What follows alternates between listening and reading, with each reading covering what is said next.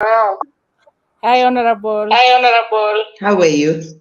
I'm okay. Just being to the Okay. Good to Saliban. see you. Thanks, Aisha, for Thanks, looking out Hi, for Dr. me. Jane.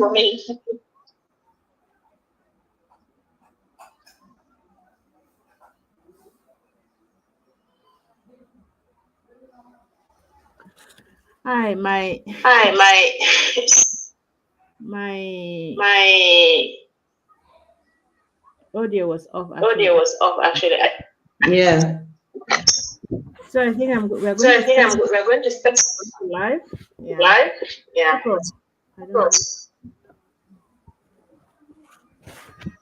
Okay. Okay. Morning, good Good afternoon, afternoon. good evening. Good evening. Today is Saturday, Today is October Saturday, October.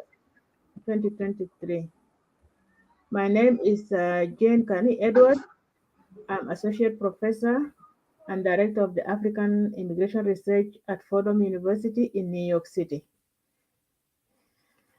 Uh, the South Sudanese Women Intellectual Forum is having a conversation today with members of parliament in the revitalized Transitional National Assembly and civil society representative on the following topic: election in South Sudan, women's preparedness, and the requirements for the 2024 election in South Sudan.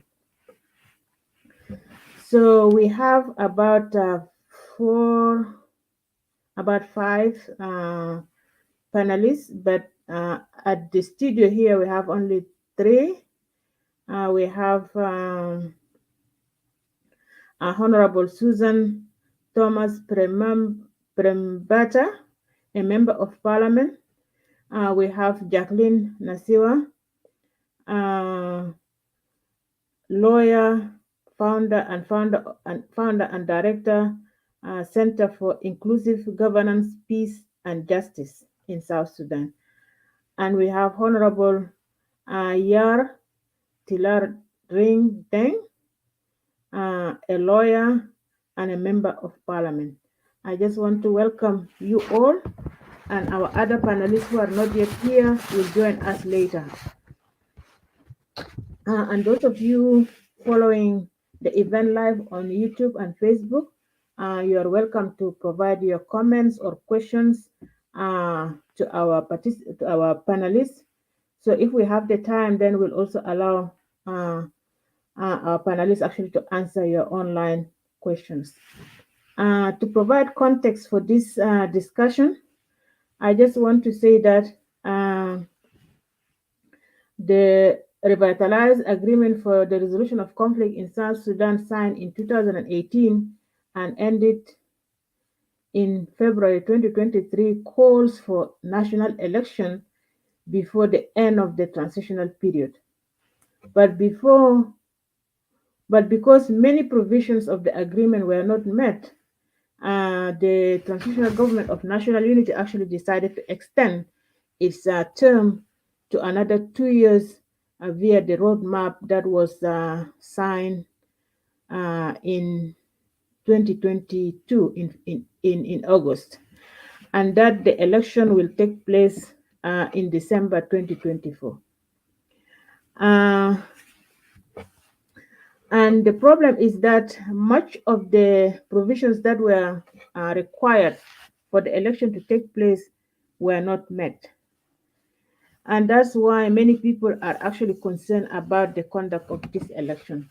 For example, on October 5th, the head of the RGMX says the lack of sufficient progress and clarity on elections preparedness is creating uncertainty on the timely democratic transition.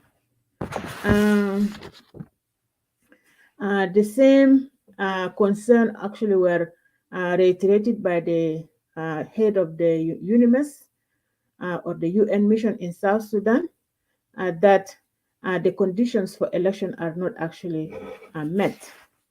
And this morning I read on the news also that the SPLM-IO said it stands for the conduct of the election in December 2024, while strongly emphasizing that the conditions necessary for the conduct is free, fair, and credible polls must be met. The same point also is reiterated by the Norwegian Special Envoy to Sudan and South Sudan, who said that the conditions for holding free and fair elections are not in place in South Sudan.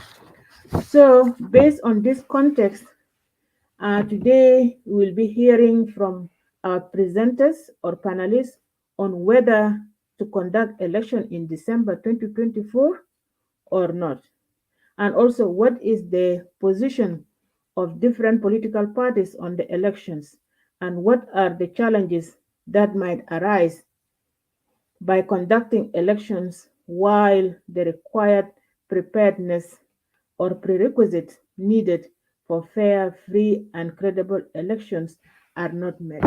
So I'm going to start with one of the honorables who is already in the studio here. I'm going to read your bio, and then from there we'll move on. I'm going to start with Honorable Yar Tilar Deng. Honorable Yar Tilar Deng is a lawyer by profession and a member of parliament representing Ural West of Northern Bahar Ghazal State. Ms. Yar is passionate about equality of all sexes and opportunities for both genders and age groups. So I have like a set of questions that I'm going to ask our panelists. So the first question for Honorable Yar is, what is the stand of your political party regarding the planned 2024 elections in South Sudan? Yar, you are welcome. You can put on it. Thank you. Thank you very much, Dr. Jane. I just want to clarify, I am not from Northern Bahr el Ghazal. I am from Lakes State. Okay. Ural West is in Lake State. Yeah. Yeah. Okay. I think the stand of the party has been very clear from day one. We are for an election to be held because I think the South Sudanese are tired of transitional periods. Your party, which party is? The SPLMIO. The SPLMIO is for the elections to be held. Mm-hmm. It's something that we've been very, very clear about, but it's also important to note that the election comes about after the signing of the peace agreement. And the peace agreement is very clear. There are a few provisions that have been stipulated that need to be met. Security arrangements, the repatriation of refugees and the IDPs, conducting a census, the permanent constitution making process, very many reforms that need to be put in place, which also prompted the political parties to extend the agreement for most of this to be met. It's very unfortunate that we will have to be going to an election where we will not be able to have a unified force. How do you go for an election without a unified force? Where is the security in place? We should have one army that will be able to save, to protect the lives of the citizens and the properties as people go for an election. There are many people who are not able to even go back to their homesteads. So how do you expect politicians to go and campaign in their homestead? Yes, we do not have a security organs in place to provide security for them. So as it stands, yes, we are for election, but we need to be guaranteed that most of the provisions of this peace agreement must be met. How do you conduct an election without a census? How do you know the number of people that will be voting? And it's also important to note that election is not a one-day thing, it's a process. Election is a process, and we need to have all of this put in place. Have we conducted civic education? Do the citizens know the importance of an election? And it's happening next year. Do we have enough time to do all of this? Thank you.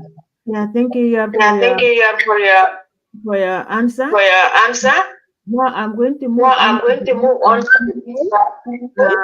If I have my own a follow-up. I'll do that after we hear from Honorable Susan. And I'm going to give a brief bio of Susan so that our listeners online actually will know who is Susan Thomas Premebata. She is currently a member of parliament in the revitalized Legislative National Assembly. She is a graduate of the Nkumba University in Entebbe, Uganda, in 2004, majoring in business administration and management. Her dissertation focuses on socio-economic impacts of banking on small-scale farmers in Lugazi town in Uganda. She is the founder and chairperson of Women's Network for Peace Building Uganda Limited. She also served as a member of parliament in Western Equatoria State Legislative Assembly, Yambio, from 2010 to 2016. Susan is enthusiastic with good organizational skills in business, administration, and management issues. She enjoys being part of a successful and productive team. So the questions that are raised that I'm going to ask Susan is similar to the one that I asked Honorable Yar.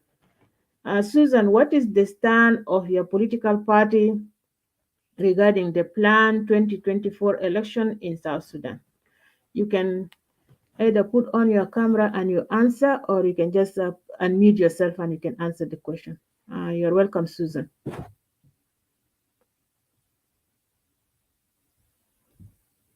Honorable Susan.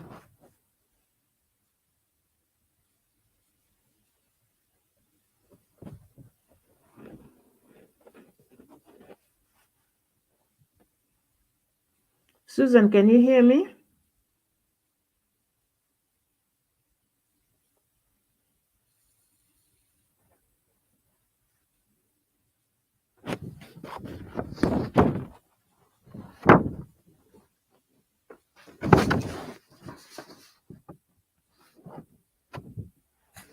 Susan, can you hear me?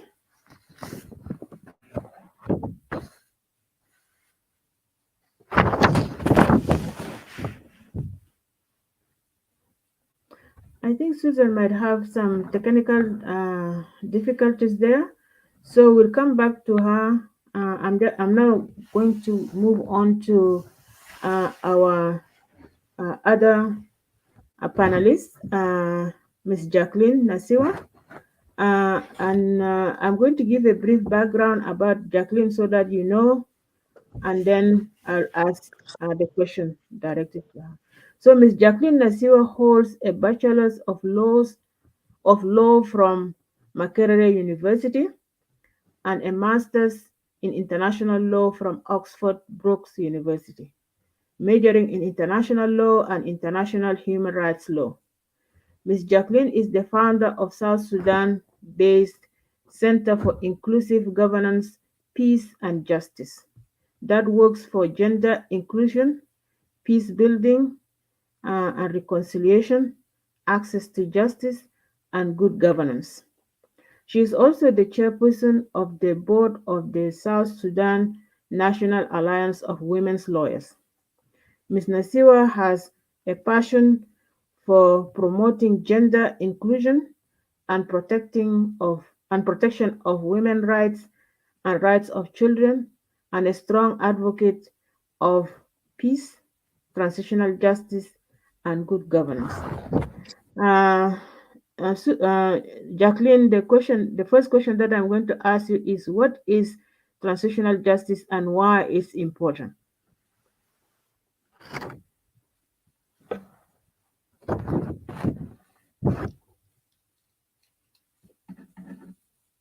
Unmute yourself. You are muted. Yeah. Okay, thank you very much. Good evening and good morning to those who are very far from us. I'm so happy to be in this panel today of great women to discuss critical issues that face our country and our role as women of this country. What can we do? And I think, in terms of the question directed to me on what is transitional justice, transitional justice is a set of judicial or non judicial mechanisms that are put in place to address post conflict um, violations, and particularly looking at gross violations of human rights. And I could be in a lame language to say transitional justice simply means moving away from the past experience of violence where gross human rights violations happened, where rule of law was broken, and where also people were displaced and a lot of abuses happened against civilians, women, and children. So it's a new beginning, meaning you can take the judicial process to a new beginning. That means cases can be taken probably to the courts, formal courts, or it can be taken through the informal courts, and that is the non judicial processes. So that's what I could say in lay person's language.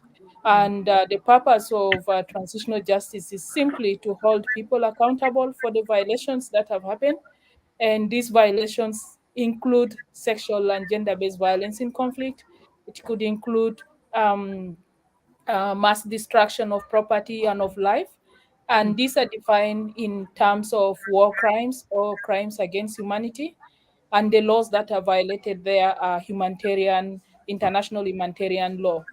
So transitional justice is within us in South Sudan, but we don't know that it's called transitional justice.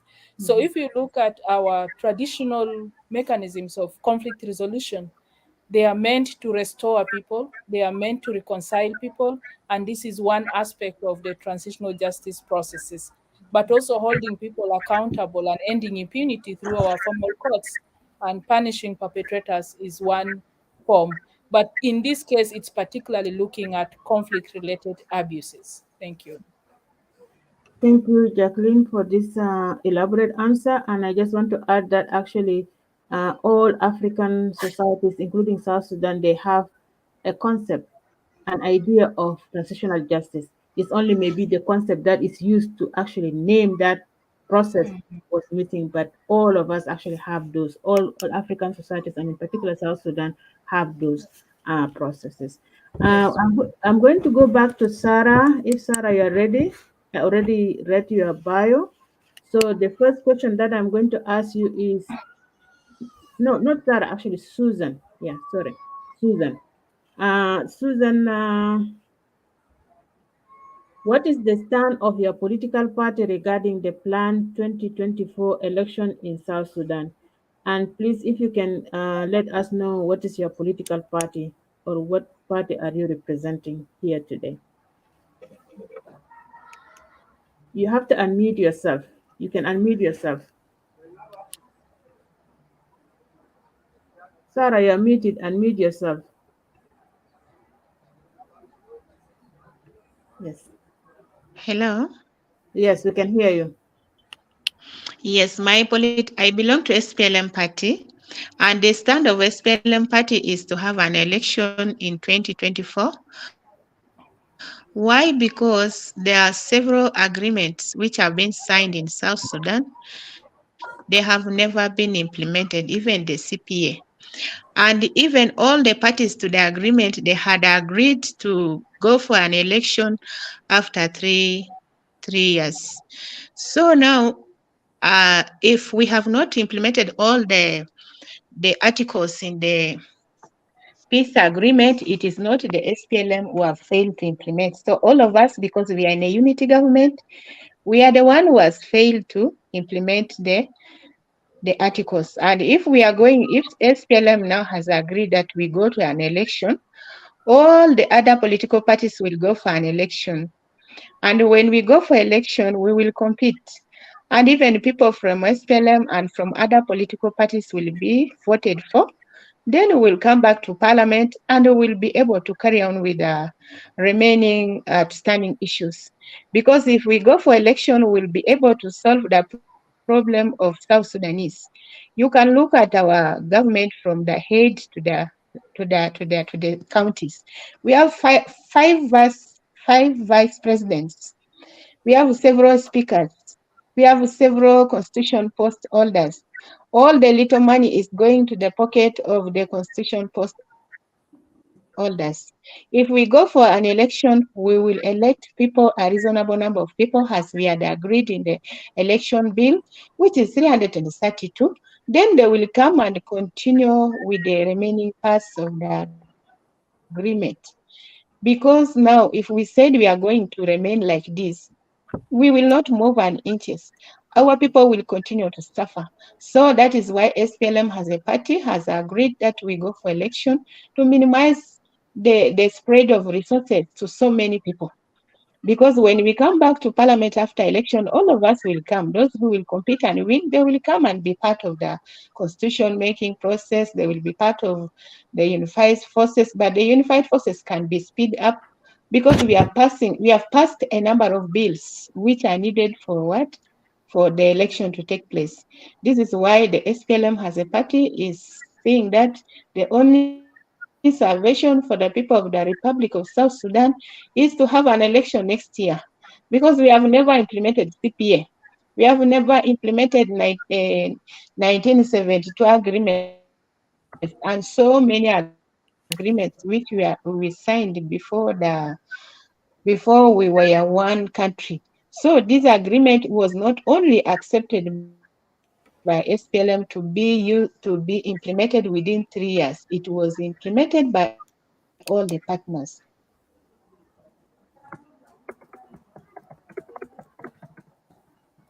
You're you're breaking up, Sarah. I think you have internet issue here.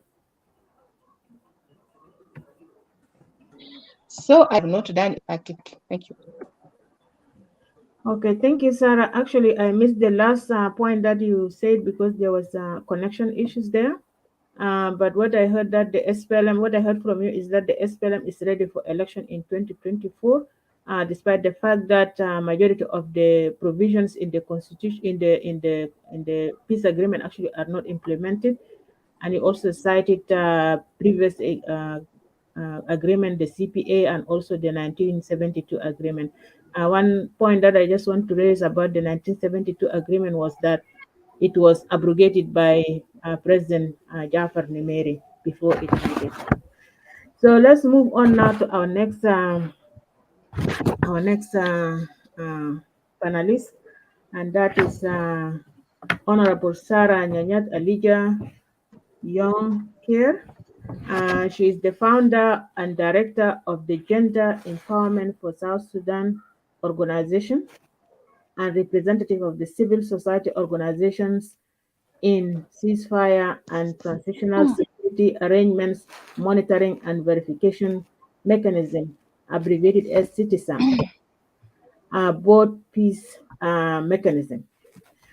She participated as a delegate in the high-level revitalization forum of the Intergovernmental Authority on Development, or IGAD, on the resolution of conflict in South Sudan. Sarah also founded and managed Motherland Natural Resources Company Limited and Motherland Natural Resources Company, and in 2012. She voluntarily served as Secretary General of the Nuer Council of Elders from 2014 to early 2016.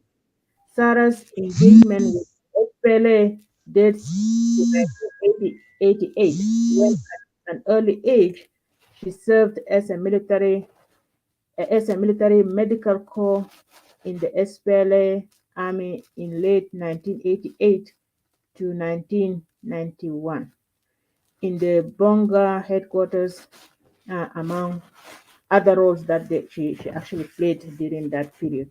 So the question that I'm going to direct to Sarah is, what do you think the 2024 elections in South Sudan should take place?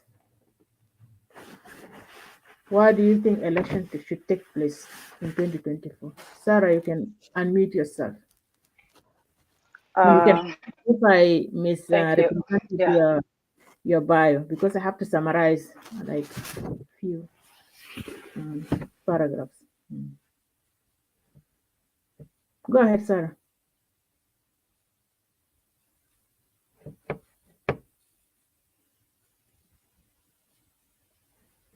Unmute yourself. Yeah, I'm trying to unmute myself and okay, can you Yeah, hear now me? we can hear you. Yeah. Okay, thank you. First of all, thank you and greeting to every panelist that is participating here and those that are listening to our engagement. Yeah, 2024 election. I am in favor of election 2024 to take place. First reason is that parties are the one who agree that 2024 election should take place. And I do believe that when they sat down, they saw that by then they would have managed uh, to lay the ground conducive enough for the election. Uh, that I could support. Second is that the current government, the government of national unity, is a peace government, it's not people government. And based on our um, transitional constitution as amended 2011, uh, gave the mandate to the people of South Sudan um, to be the real custodians, or rather, um, um, gave them the right of being the watchdog, being the one, the supreme body of our constitution and the governing of our country. Now, when we have a government that is a peace agreement based government, this put off the citizen role and participation within this government.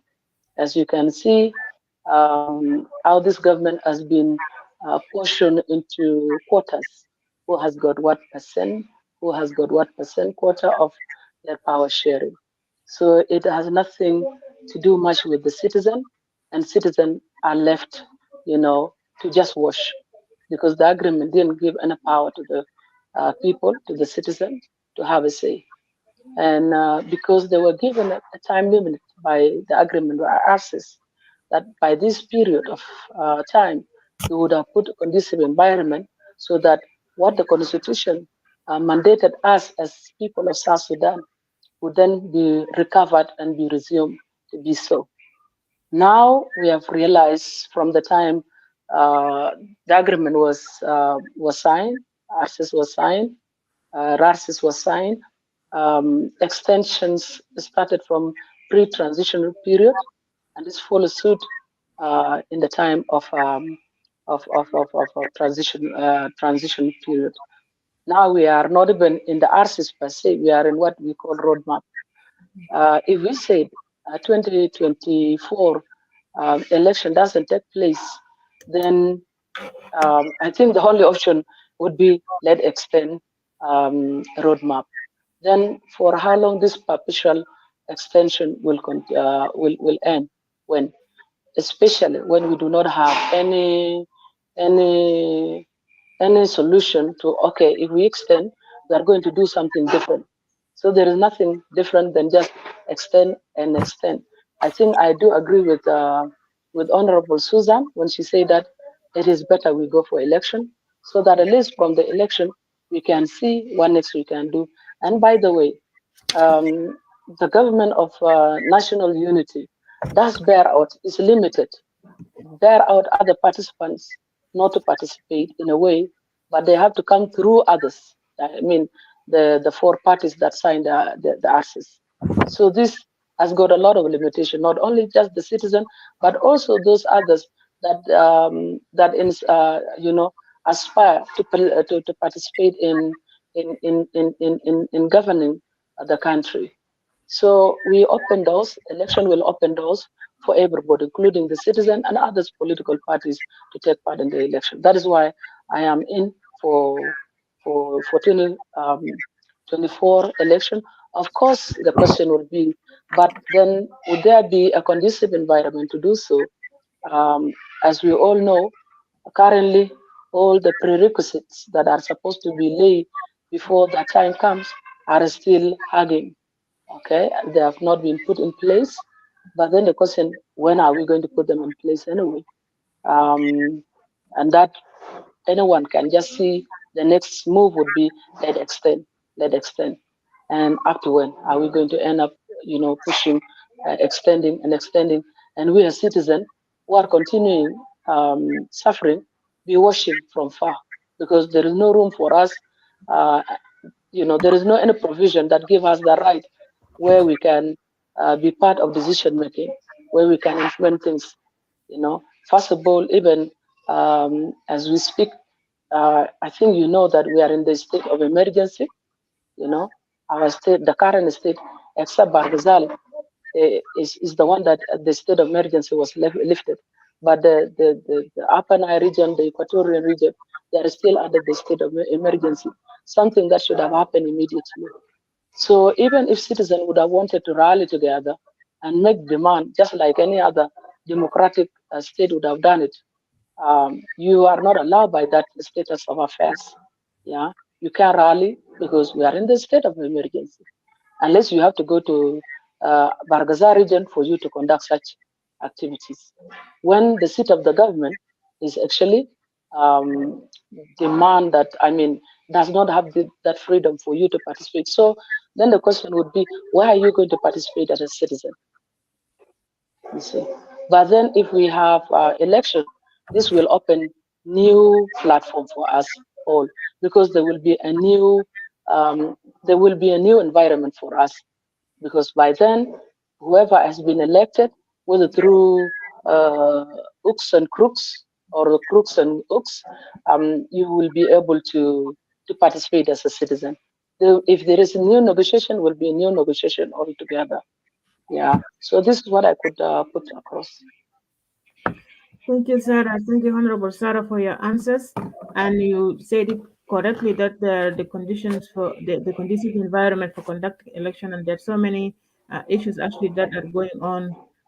But let's move on to the next, our fifth panelist, Mr. Edmond Yakani. Mr. Edmond Yakani is working as Executive Director of Community Engagement for Progress Organization. He is graduate of law. He is well-known human rights and peace activist, and because of his activism, he was a recipient of Civil Rights Defense of the Year in 2007, among other awards that he received earlier. He is a frontliner in promoting women meaningful participation in public life. Yakani, the question that I'm going to pose to you is, are elections possible? And particularly, I have to consider all the answers that were provided by the previous speakers. Are elections possible in 2004 when the required preconditions are not being met? You can go ahead and mute yourself, Mr. Yakani. Thank you very much, and thanks for hosting me in this platform with my colleagues. So I think my thanks goes to my colleagues. Mm-hmm. If you can allow me, I want to set some facts true if we're discussing about the elections, because sometimes when facts are not put straight, then argument goes in a wrong direction. I need the argument around election to go in the right direction. Number one, for those who want to use 1972 and the CPA implementation process to justify with the deal of implementing our access, I would like to say that's a wrong analysis. The context of 1972 does not fit to the R access.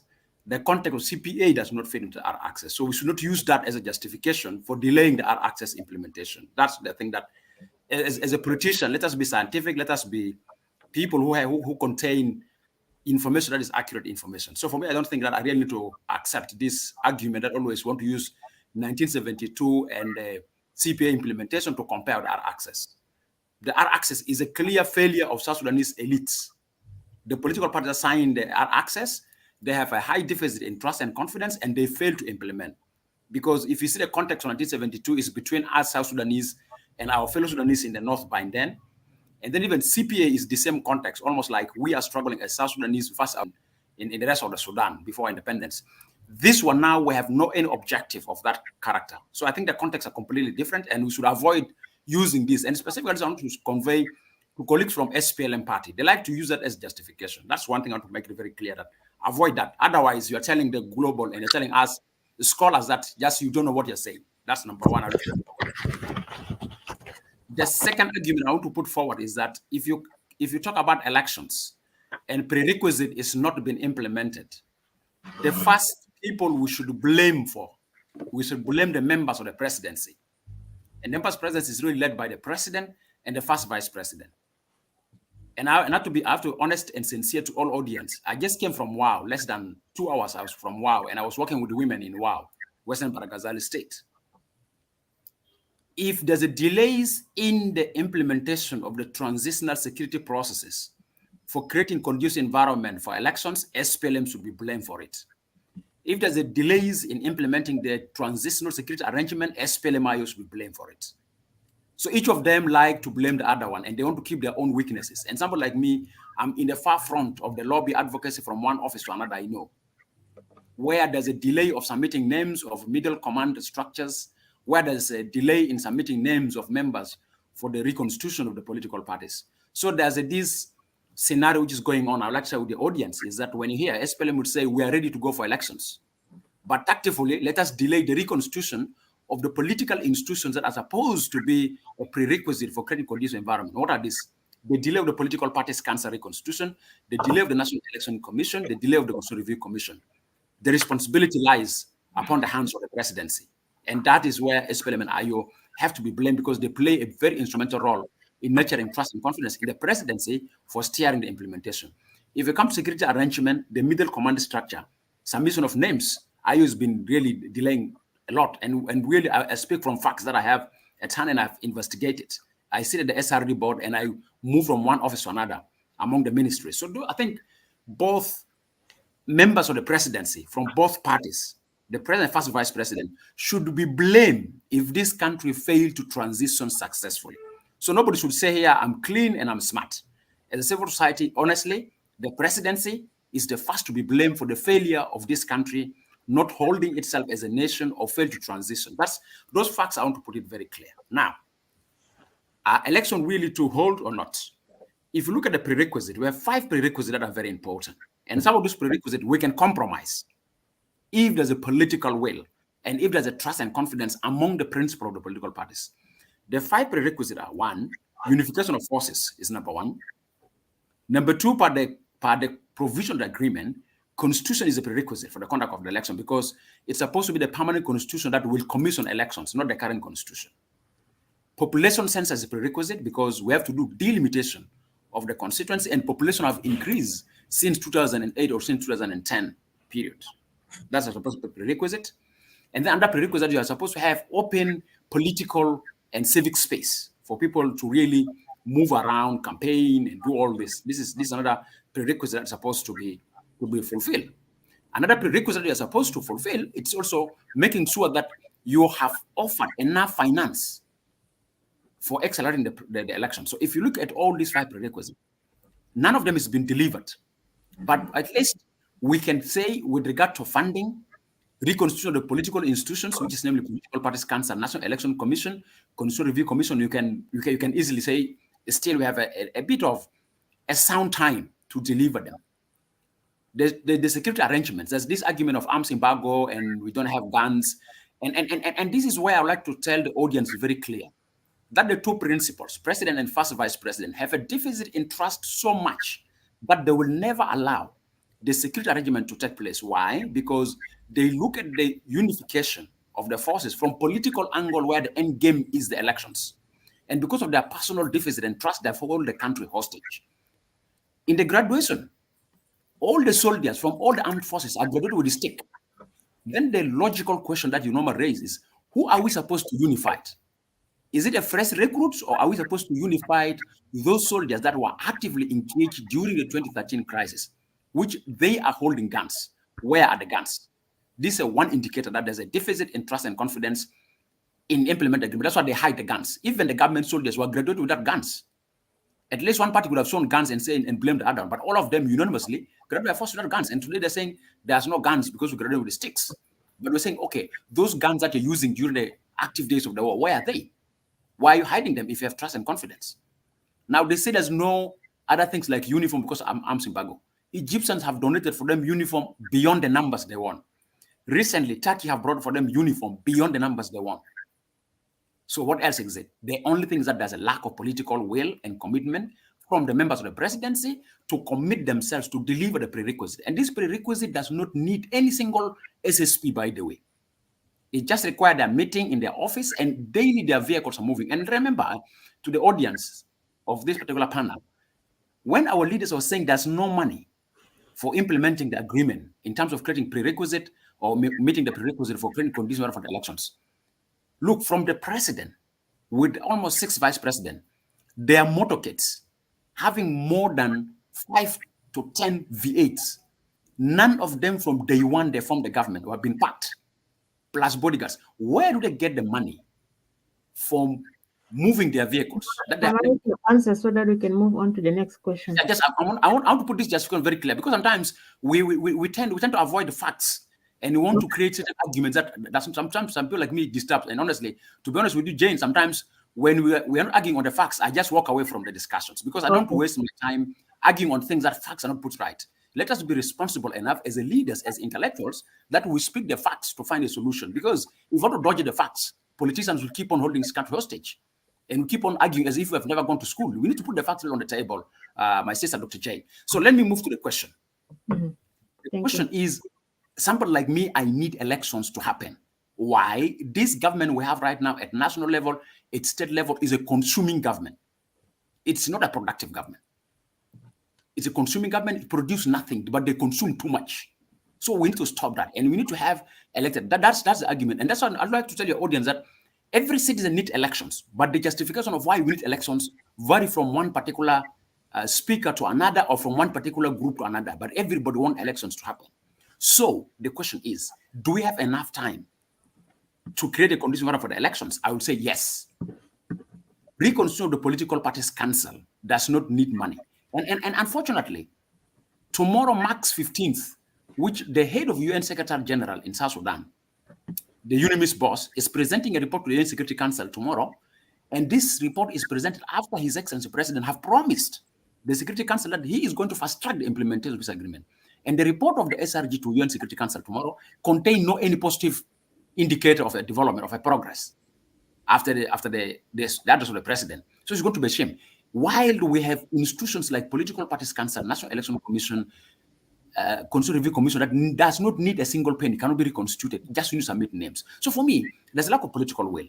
So if there's a will, we will deliver election. Even we can extend with a period of 3 months because voting has to happen during the dry season because of the infrastructure we have. So for me, that's what I like to bring it very clear. And you can see the behaviors of delaying tactics, which was both parties should not deceive us here.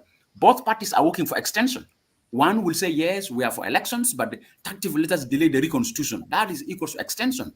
We are not going for election because prerequisite is not being met. That is an extension. Both parties enjoy the power they're holding now. They should not deceive us that one of them is for election and one of them is for election. All of them are for extension. But as a citizen, we need to hold them accountable for their responsibility to deliver us to a peaceful, credible, fair, and free election. And that involves opening of civic space. So for me, yes, the environment is not conducive for holding elections, but elections is compulsory and essential. Thank you. Thank you, Edmund, for providing the context, for understanding the situation in South Sudan in regards to election. And some of the prerequisites that you mentioned that are not met actually were raised by some of the institutions that are part of the ARCS, like the GEMEX, the RGEMEX, and also the representative of the United Nations mission in South Sudan, as well as some of the institutions that are concerned about the situation in South Sudan. Now we're going to go to our next questions, and I'm going to go back to our first presenter, Honorable Yar. And the second question that I want to raise is, how is your party going to ensure that that women are able to secure the 35% affirmative action and beyond? Yeah, you can go ahead. Thank you so much. I think it's quite important to note that if you actually look at the party now, you'll realize that the SPLM-IO has actually met the 35% in parliament. The SPLM-IO was given 3 governor positions, and at least they have 1 female governor. They also have female ministers. So the IO has already met the 35% that was allocated to them. And I do not think they will go back on that. We have the 35% that is allocated to women in the Election Act. There is the 50% geographical constituencies that is there, and women are also allowed to compete within the same. There is the 15 that also the youth and the people with disabilities are going to compete with it. So I think the IO is serious about women participation, women inclusion in politics. What will now need to be done is how are these women supported at the grassroots levels for them to be able to come back during the election period. Thank you. Thank you, Sarah, for your brief answer. I follow up to your questions before I move on to the next participant is since your party actually achieved the inclusion of women or the 35%, could you at least briefly explain to us how did that actually translate it to changing the lives of ordinary people in South Sudan? Thank you once more. That translated into changing the lives of, number one, women. Women have been given the space to be able to participate and compete with their fellow men politically. Number two, there is hope that if young women and older women as well are able to get into these key positions of government, then they have the hope and assurances that there's something that women can do. And we all know that whatever a woman sets her mind to do, she can be able to do it. Okay, thank you for that answer. Let me move on now to Jacqueline. Uh, Jacqueline, the question that I want to ask is, what is the status of the transitional justice in South Sudan today? Okay, Dr. Kani, can I contribute a bit to the elections questions? Sure, you can do that, and then you go to your question. Yeah, Okay. yeah. Thank you very much. I would like to maybe draw ourselves to the recently passed electoral laws, and that is the Elections Act and Political Party Act. Mhm. I think these two laws are very important when we are talking about elections and what women can do in terms of their role in electoral processes. So I happened to review both laws and looked at the gender aspects of this law. And I could say that largely these two laws have adopted the gender language, Mhm. and the gender provisions are also adopted. But this doesn't mean that there are no gaps in these two laws. And this is where, as women, we need to put a lot of advocacy and efforts in addressing these gaps. So maybe I'll just highlight in terms of also our constitution. Mhm. Why is the constitution very important for holding of elections? If you look at our current constitution, which is amended several times, you will find that we still don't have a defined term limits because this is a transitional constitution. It was way back in 2011, and it is said in Article 66 and Article 100, it says the term of the National Legislative Assembly and also the term of the president, respectively, are 4 years, starting from 2011. And I think I echo what most of the colleagues here have said is that we are tired of having transitional periods, and there is no democratic processes where we can elect leaders who can be accountable to us. And if we go for elections now, and then it means we are going for elections without a constitution that defines term limit. And I think this is very important for us to have the constitution amended, or we come out with a permanent constitution so that these term limits are defined. And a constitution is not something that you can just sit and draft. And I'm one of those who criticize most of our laws because there are no extensive consultations to incorporate the citizens' views in the legislative drafting processes. Most of the time, we bring experts, I don't know if they are experts, to come and draft our own laws, and most of them are outside of our context and abstract. So our political dynamic is very different, and it requires us to understand it and for us to be able to input onto that. So I still, most of the voices are saying we don't need a constitution. Yes, we may not need a constitution, but what are the things in the constitution that could help us to transition to a proper democratic process? The other area I think I would like to underscore is that we need to understand why we are going for elections, as Edmund said. And if we want to go for elections now, what kind of elections are we going for? And I think all of us are looking for credible, free, and fair elections, and peaceful above all. And I think this is what should underscore us. And if we define our elections in those four areas, and then we need to see what can make our elections credible, that people can recognize it. What can make our elections free, where people can go and vote without intimidation, without fear, and the civic and political space is there? How can we guarantee that, yes, the vote we have put is fair, where your vote is your voice and one vote, one person? And then how peaceful is our elections? And I think this is very important, and it will help us to understand what are the preconditions for us to go for elections.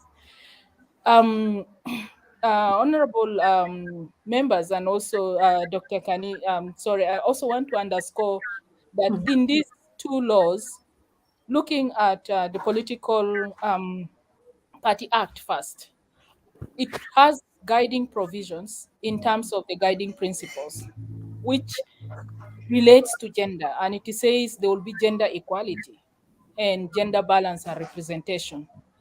And also, our Political Party Act affirms to the principle of the affirmative action, 35%, that is under Section 7.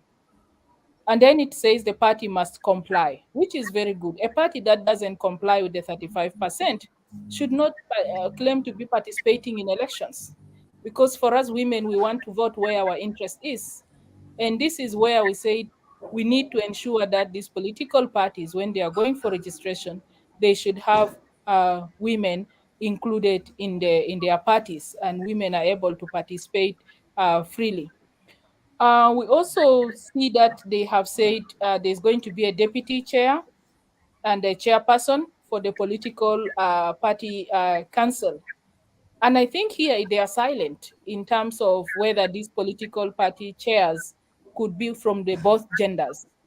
And in some of the provisions, they have outlined that if there is a deputy and a chair, one of them should be from either of the sexes, like from both genders. But here they are silent. And this is where we need to look at it and put more efforts to advocate. Because if the chairs are all men, and then we are likely to see our our 35% compromise, including even in the nomination processes. So we don't want to make a mistake like in the appointment of our women leaders in the R access, where the parties decide if they want to bring a woman or not. But in this, we need to ensure that the political parties take that into considerations. And then coming to the Elections Act, also it's gender sensitive, and it says women must participate effectively, and also they need to be protected. And this comes to the issue of women, peace, and security during elections. How do we guarantee that women are protected during elections? And I think this is very important provision that we need to dwell on, and we need to create more awareness so that women will know they can participate, but they also need security. And I think Sarah Nyanath has talked about insecurity in most of their parts. And I, for one, have been to all the states. And I think one of the challenge women face is they cannot go and even do their farm work. They require security so that they can do their farm work. So when it is elections, it will be scary for them even to move and mobilize themselves. And this is very important in terms of our effective participation. It also talks about the 9 members commission, and then 3 have to be from men. And I think they have said 1 deputy and 1 chair, and from both genders. And this is in the Elections Act, which is great and excellent for us. But we now need to start looking who are these women who can be either the chair or the deputy, so that our interest is secure there. And we need to start mobilizing as women intellectuals to start brainstorming and also fronting our women with strong CVs to be in this mechanism. And you remember this mechanism is supposed to be independent and objective in terms of delivering elections. We have positions still in the secretariat, which is the secretariat work becomes very important in holding of elections. And also we have the state high committees, which is 5 members, including the returning officer. And in our recent call, we say at least 2 of these 5 should be women, and either maybe the returning officers should also be women included. And this is very important for us as we start preparing for elections. Whether it will happen next year or it will happen in the year after, we need to start looking at these provisions so that we are not only numbers for voters, but we are also decision making of the electoral processes. And finally, I could say that one disturbing thing is that we have in the provisions under Articles 60 and 61, it says women will come from closed party list by 35%. And we have seen already in the R axis, some parties are not even respecting the women's quota. And in our initial elections of 2010, we had more women come because it was not restrictive, and more women came through that open women seat. But now, when it is closed party, we are likely to find less women come. And also, maybe those women who come through the party, they cannot still be accountable to us. And Edmund mentioned clearly, we need leaders who can be accountable to us. So if I'm not in a party, a woman in a party will not be accountable to me because their allegiance go to the party. So we need to open up the women's space. And I think we have seen in the region, in Kenya, they had the women open seat. We had seen in Uganda, they had the women open seat. In Rwanda, women came and they are still part of it. The political parties can compete for that women open seat. So we still have an opportunity to try to push for that. And as women, we need to have a consolidated voice around this so that we cannot miss the good Merikidens who came as independent. We cannot miss the many women who came in parliament as independent because they have to be in parties. And I know people will say, no, we need to come from the geographical. Yes, but how many women have the resources to contest for the geographical? With all these men with the V8s, with all these men with their men, with their money. So women are likely to face challenge. And we already have a challenge based on our culture, our tradition, where women are discriminated a lot. And I had conversation with women in party about their challenges. They also face challenges of discrimination within the party. If you ask some of the parties, how many women are there in decision making of their political bureau? Probably they are very handful. And that means we need to empower women even within the parties to come forward. So this is my small contribution around the electoral legal framework. But I can go now to the question on transitional justice. Dr. Kani, can you repeat? The I'll go question, back. yeah, your question is what is the status of transitional justice in South Sudan? Okay. In terms of the status of transitional justice, I could say the process was moving well. We had the Minister of Justice mandated and to do public consultations around Commission for Truth, Healing and Reconciliation. And civil society, women, and myself included, we were part of the technical committee that the Minister of Justice established. And we went to all the 10 states and the 3 administrative areas, collected the views of the citizens, and we also particularly focused on women participation and victims participation during the consultations. We brought this report and gave it to the ministry. And this report is to inform the design of the Commission for Truth, Healing and Reconciliation law.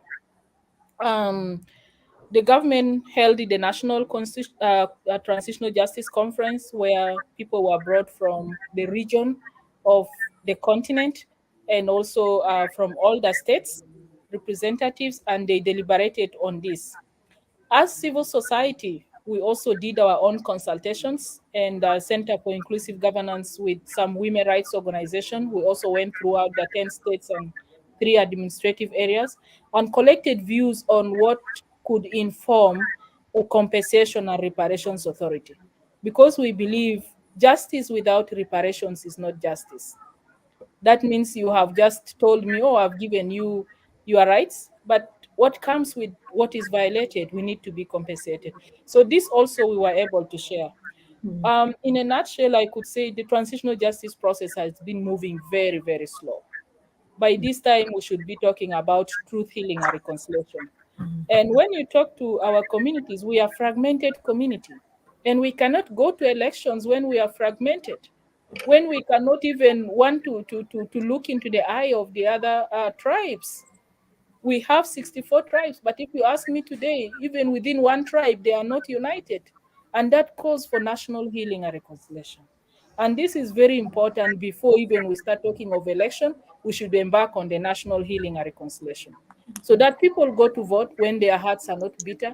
People can go to vote when they are so happy, their stories are heard, they are documented, and they are starting to rebuild their lives. Recently, when we went for the consultation around the CTRH, people were asking, are we going to be compensated before elections? So what can I tell them? You know, these are very important things. And as we talk about elections, we need to talk about healing and reconciliation. And we need to talk about compensating people to start rebuilding their lives. So currently, the ministry passed the 2 laws on on Commission for Truth, Healing, and Reconciliation, and the Compensation and Reparations Authority by the cabinet, and we are hoping that these 2 bills will be brought to Parliament soon. And this is where our sisters in Parliament needs to be aware of the transitional justice mechanisms. And when this bill come, they should be able to scrutinize it. Is this bill reflective of the reality of the impact of the war? Is this bill going to address the needs of the communities who want to be compensated, who want to be reparated? How long should this process take? And I think these are critical things. And where will the money come from for funding this process? And we don't want our processes to be donor or to be outside driven. We want it to be victim centered, citizen driven South Sudanese transitional justice process.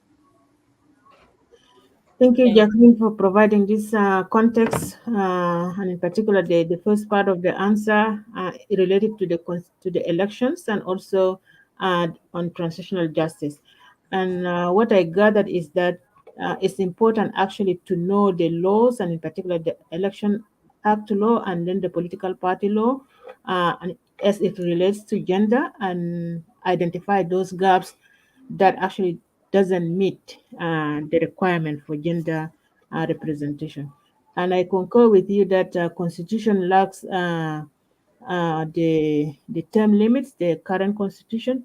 But the other thing that we also have to focus on in the constitution in regards to women is some of the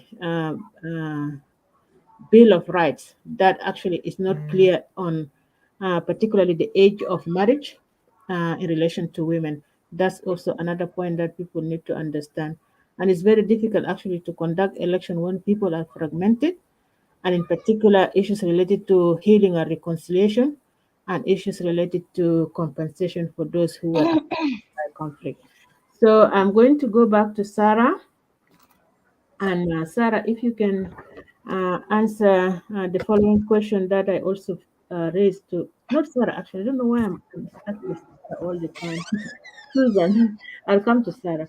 I'll go to Susan. If you can answer this question that was also answered by Yar, which is how is your party going to ensure that women can secure the 35% affirmative action and beyond? Susan, unmute yourself.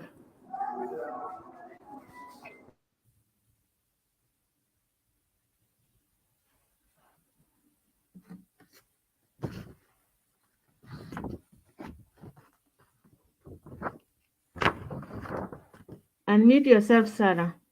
Susan, unmute yourself. Are you hearing me? Yes, we can hear you. Yeah. Yes. humble clarification to my brother Yakan. We have come very far through our history to reach the agreement. Before the agreement, there was CPA which brought the referendum. So we shouldn't throw it away. And when we are public forum, we should respect each other's opinion. At the end of the day, you're going to come up with a resolution of what you've gathered. And the second part of my answer, I had really elaborated on it more about the presidency and the eating and all that. About the SPLM to make sure that the 35% affirmative action is achieved. One, the election bill alone has provided for women. The 35% is only for women, and SPLM will make sure that all women are registered for the 35% affirmative action. For the party list, even women will be encouraged to register, as well as the geographical constituency. Popular women will also hire for the geographical constituency, as well as the 5% which was allocated. And what I can say to the women outside there is that this is the time they should participate actively in the meetings of their political parties. They should register with the various political parties, process their IDs, pay their subscription fees, and also not only be secretaries, they should be also chair of the political parties, deputy and secretary and admin, such that and they should work tirelessly and show their competence, such that during election they will be able to register massively. Because if you want to stand for election and you are not registered in a political party, and South Sudan is using a political party system, so I encourage women to register in political parties of their interest. And also, women face the issue of finance. So I encourage the leadership, it's going to happen, to finance women to be able to contest for the upcoming elections. And also encourage the family and even the husband of women to give them a space to allow them to contest in the election, because they are competent women, they are married, sometimes their husband can block them and say, why are you going to public service? You will get other men there, meeting are done late. No, it is for the welfare of the community, the family, and the people of the Republic of South Sudan. So to avoid number, women should be registered according to the 35% in all the positions, be it election commission, be it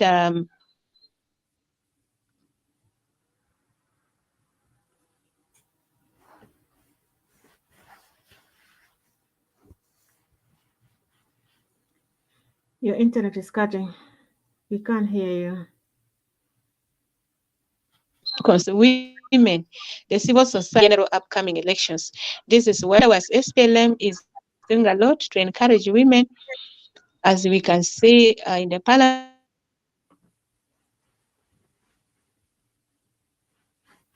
women can do marvelous works, and even women can do better work side by side with men.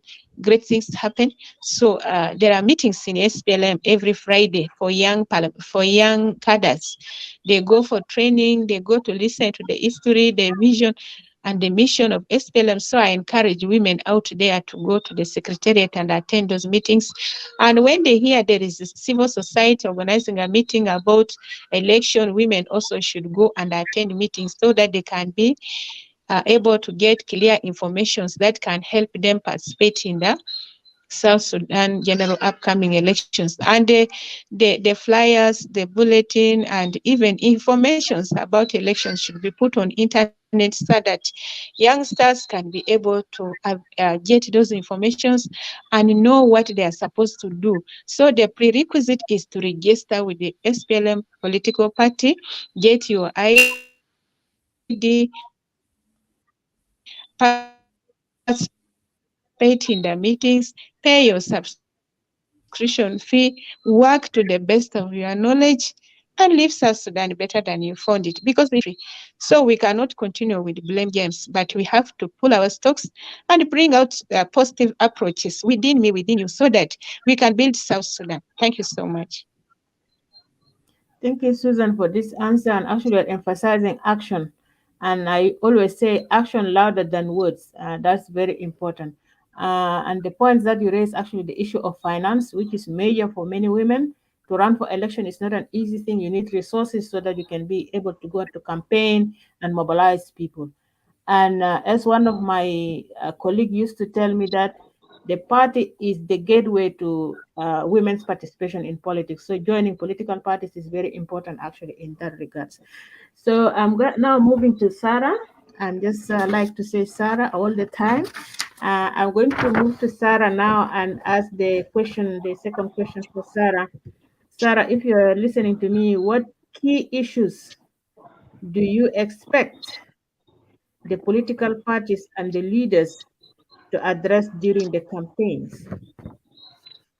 Sarah, you can go ahead now.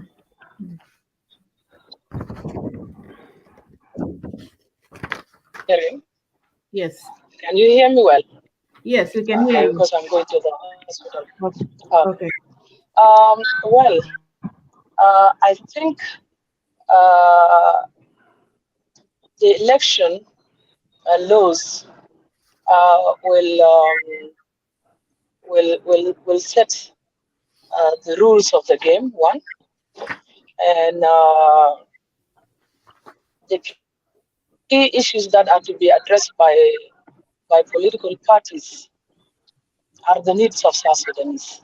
Mm. Okay, and I cannot preempt what each political parties is supposed to, to say during their campaign. Because it Mm. is individual and objectives where they would wanted to win the citizen to their side. So that I could say what the Tigonu umbrella will will have as their agenda. I will not, um, hypothesize what would IO, Yes, I'm campaign message will be finishing in to win the citizen interview. over. Yeah. Yes. Hello.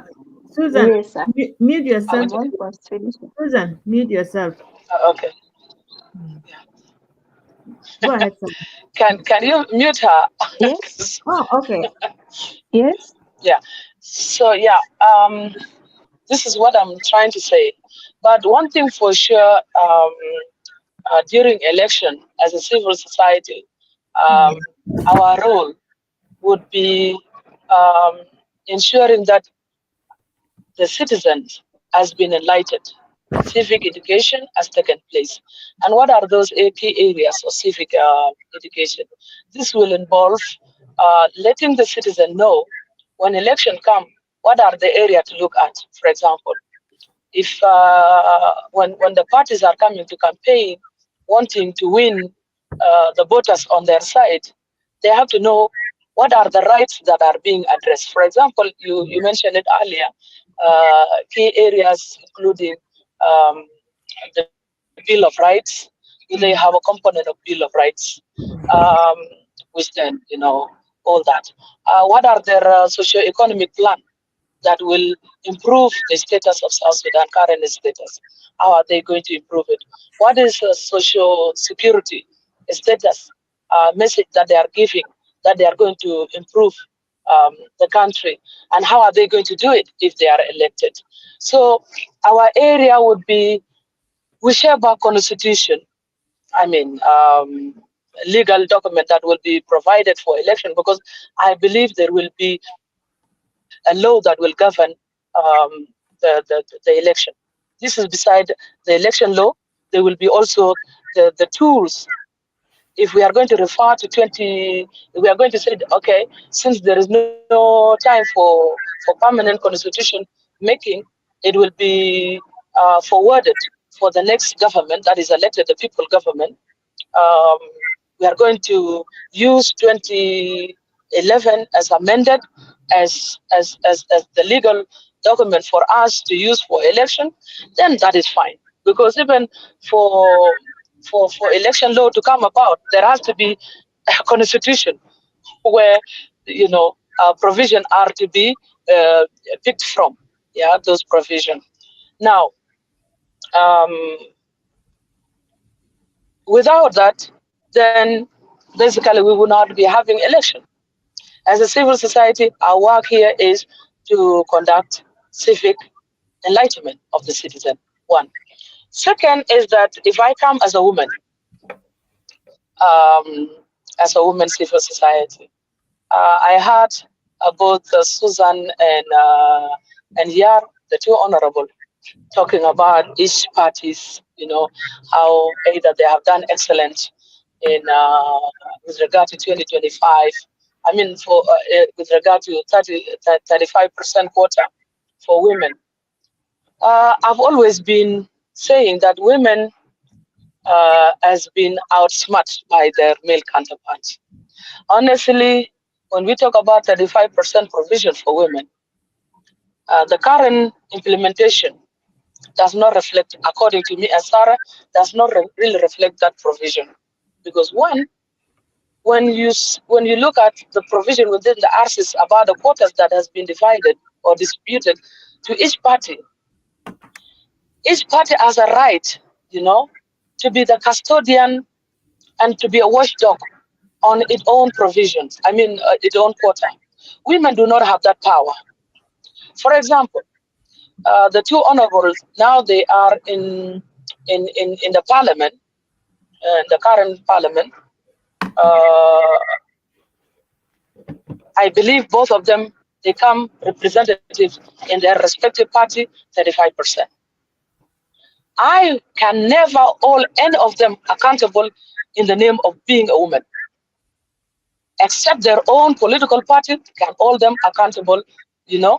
So then where's the 35% here for me as a woman? Because 35% is supposed to reflect all the women, regardless of whether they have got any political affiliation or not. It is supposed to be a provision that addresses women and women affairs and women issues, and it is a power sharing for women. I was happy Susan brought up the issue of finance, socio-economic status of women during the election. Because if they are, you know, um, if they are not financially able, this will also affect them during election campaigns. 35% would have shifted, for example. If women did have a framework on how to implement the 35%, and I had my sister Molana Nasiwa Halia about the bills that has gone in now.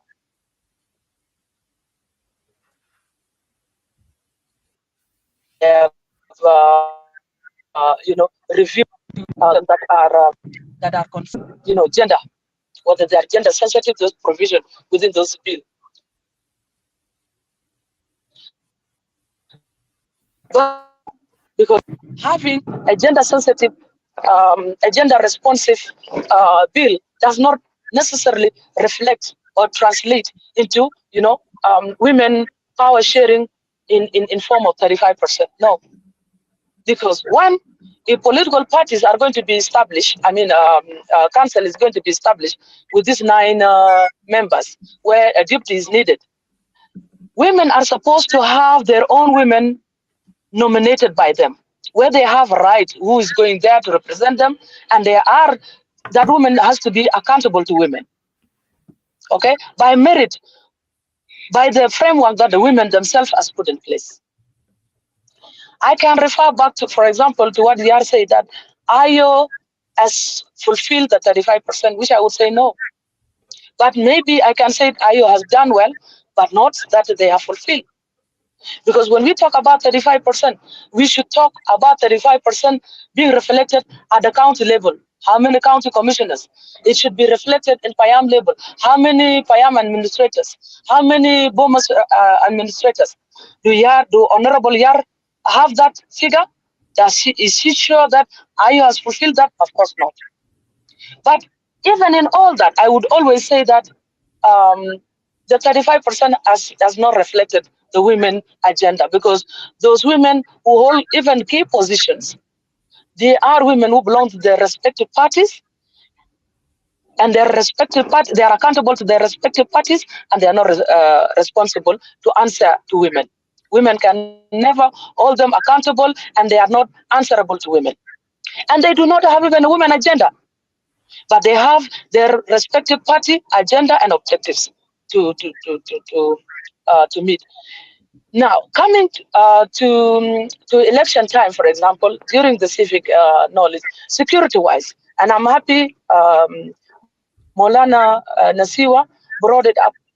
If women are not feeling safe, would they go for campaigns?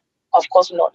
If women are not even on the table of decision making, whereby elections laws and security protection are being decided so that women can have a say, because all the principle of these political parties are male oriented, are not women oriented. Do you think women are going to be really, will they really participate effectively? Of course not. But if there will be, because I said it earlier, that Honorable Susan mentioned about our economic factor.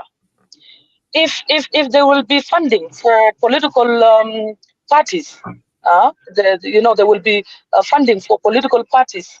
If we would have women headed political parties carrying, the power sharing of 35%, that is the starting point of how we can be sure women are actually boosted, women are encouraged, women, are motivated, because they will know there is 35% that really needed to be seen as women.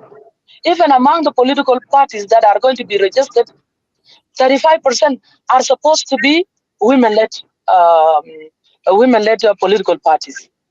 Because when you look at these quotas, male counterparts are actually using this quota to mobilize women on their side. And the unfortunate part, if we are going to have this vulnerable group of women who are ignorant, ignorance and vulnerability put together, it is a disaster. When women are 60% of the population, so they are going to be used for something that is not going to benefit the nation, leave alone even themselves. Okay? So to me, I will not be able to say what is it that I'm expecting any of the political parties to say, because that will be depending on individual political parties, what are their objectives and what will be their election campaign message. But as a civil society and a woman, what I would be seeing is, getting out there and do campaign on civic enlightenment for citizens to know what their rights are, so that when these guys come with their sweet mouth, they should not just be, they shouldn't just fall short and give their vote for the sake of the sweet thing that they see. No, they should test and examine whether this political party is worth of their vote or not. Thank you. Thank you, Sarah. These are really very important points that you raise, and in particular, the issue of civic education. Because through civic education, actually, people will know about the campaign issues that the political parties are going to talk about, and whether those campaign issues actually reflect the needs and aspirations of women in a country. And I also like the point that you mentioned about gender sensitive laws or provisions or actions does not translate into better representation of women in any political party, and the idea of actually women-led political parties, so that the issues that are discussed in the political party actually are issues that are of concern to women. And I've written a lot about this gender, the 35% affirmative action. And my argument also is always that we need to move beyond the 35%. Yeah, like we don't have to limit ourselves. Yes, it's a good provision, but we don't have to limit ourselves to the 35%, but to explore ways of how to involve women beyond that. So I'm going to our brother Yakani. Uh, and the question that I'm going to ask Mr. Yakani is what is the critical sections of the signed electoral law, and I think Maulana Jacqueline actually touched on that briefly, but I want to hear from you what is the critical sections or what are the critical sections of the signed electoral law 2023 for women participation and candidates aspirations. You can go ahead. Yeah, thank you very much. I think what Jacqueline shared is what we work together, and we issued out there as a public statement. So I will repeat that for the sake of time. Okay. But I think with regard to the electoral law, the first thing is in the formation of the election commission, are women holding positions that can provide check and balance. So the women that will go to the commission, will they stand up and make sure that there's a check and balance on gender equity and respect and enforcement of 35%? That's the first thing. And not only women, even the men who will sit there, because we shouldn't see that women participation is an issue of women. It's a societal issue.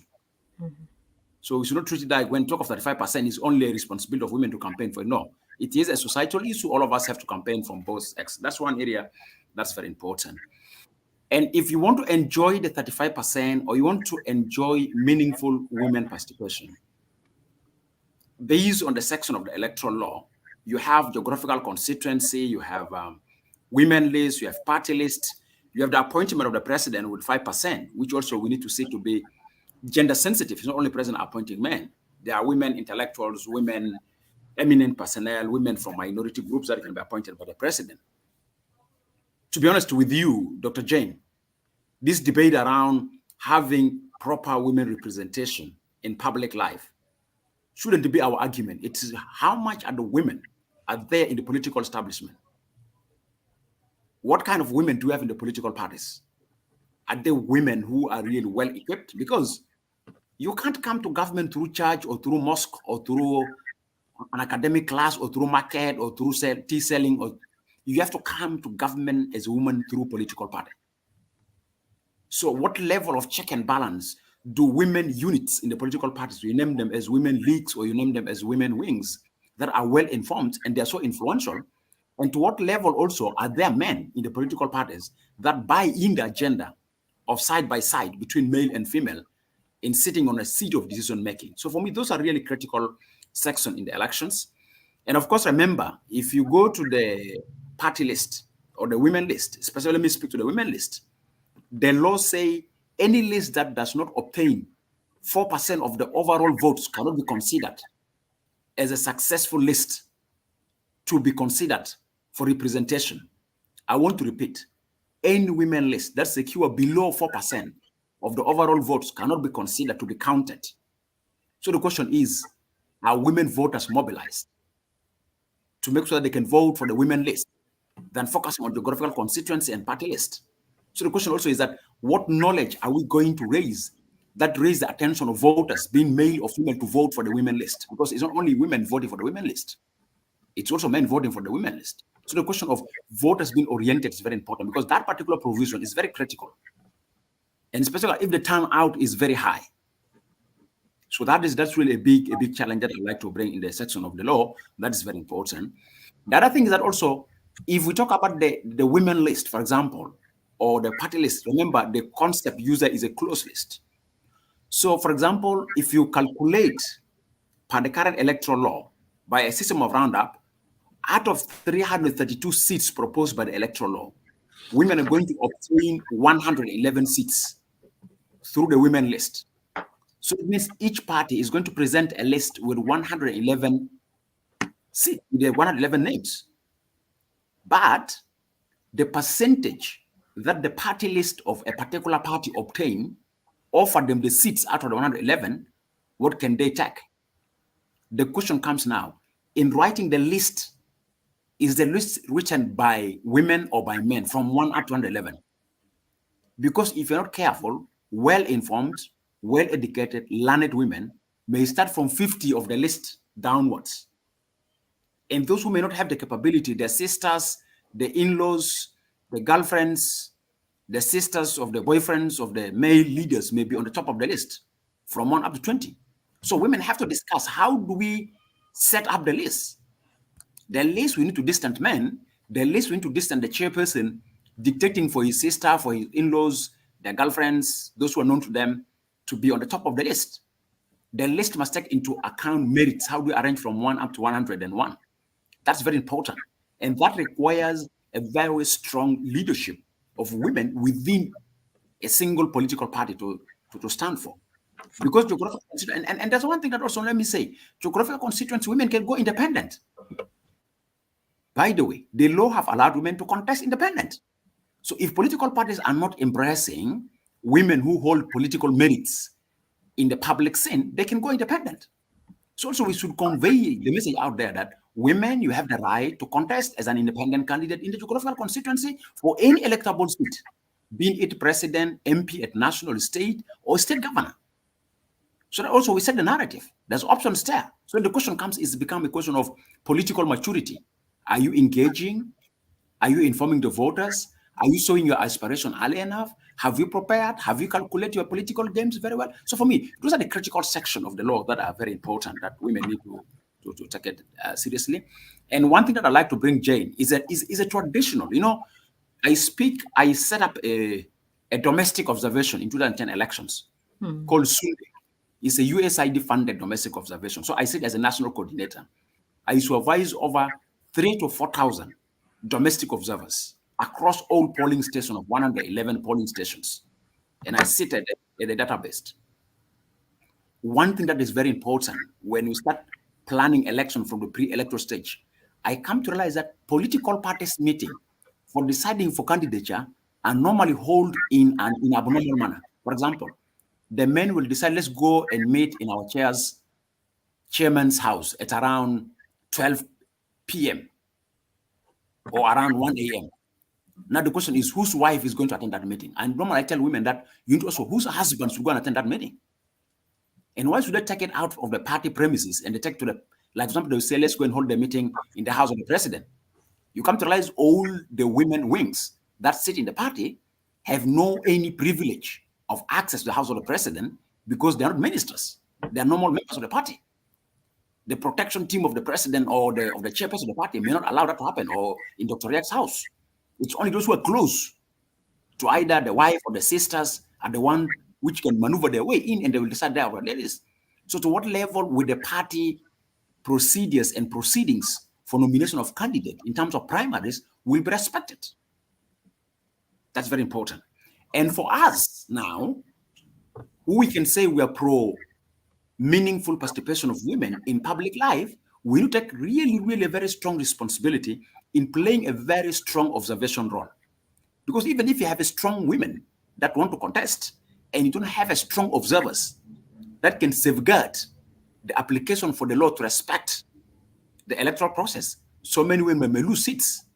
They may win, but you come to realize the declaration of the results may undermine, and specifically when women become dominant. Because I read this in the parliament, when the law has been enacted, 35% is there. And when we start saying, look here, within the party list, women can come in, within geographical constituency, women can come in, within the appointment of 5% of the president. Some MPs are telling us like, but who are these women? How many are they?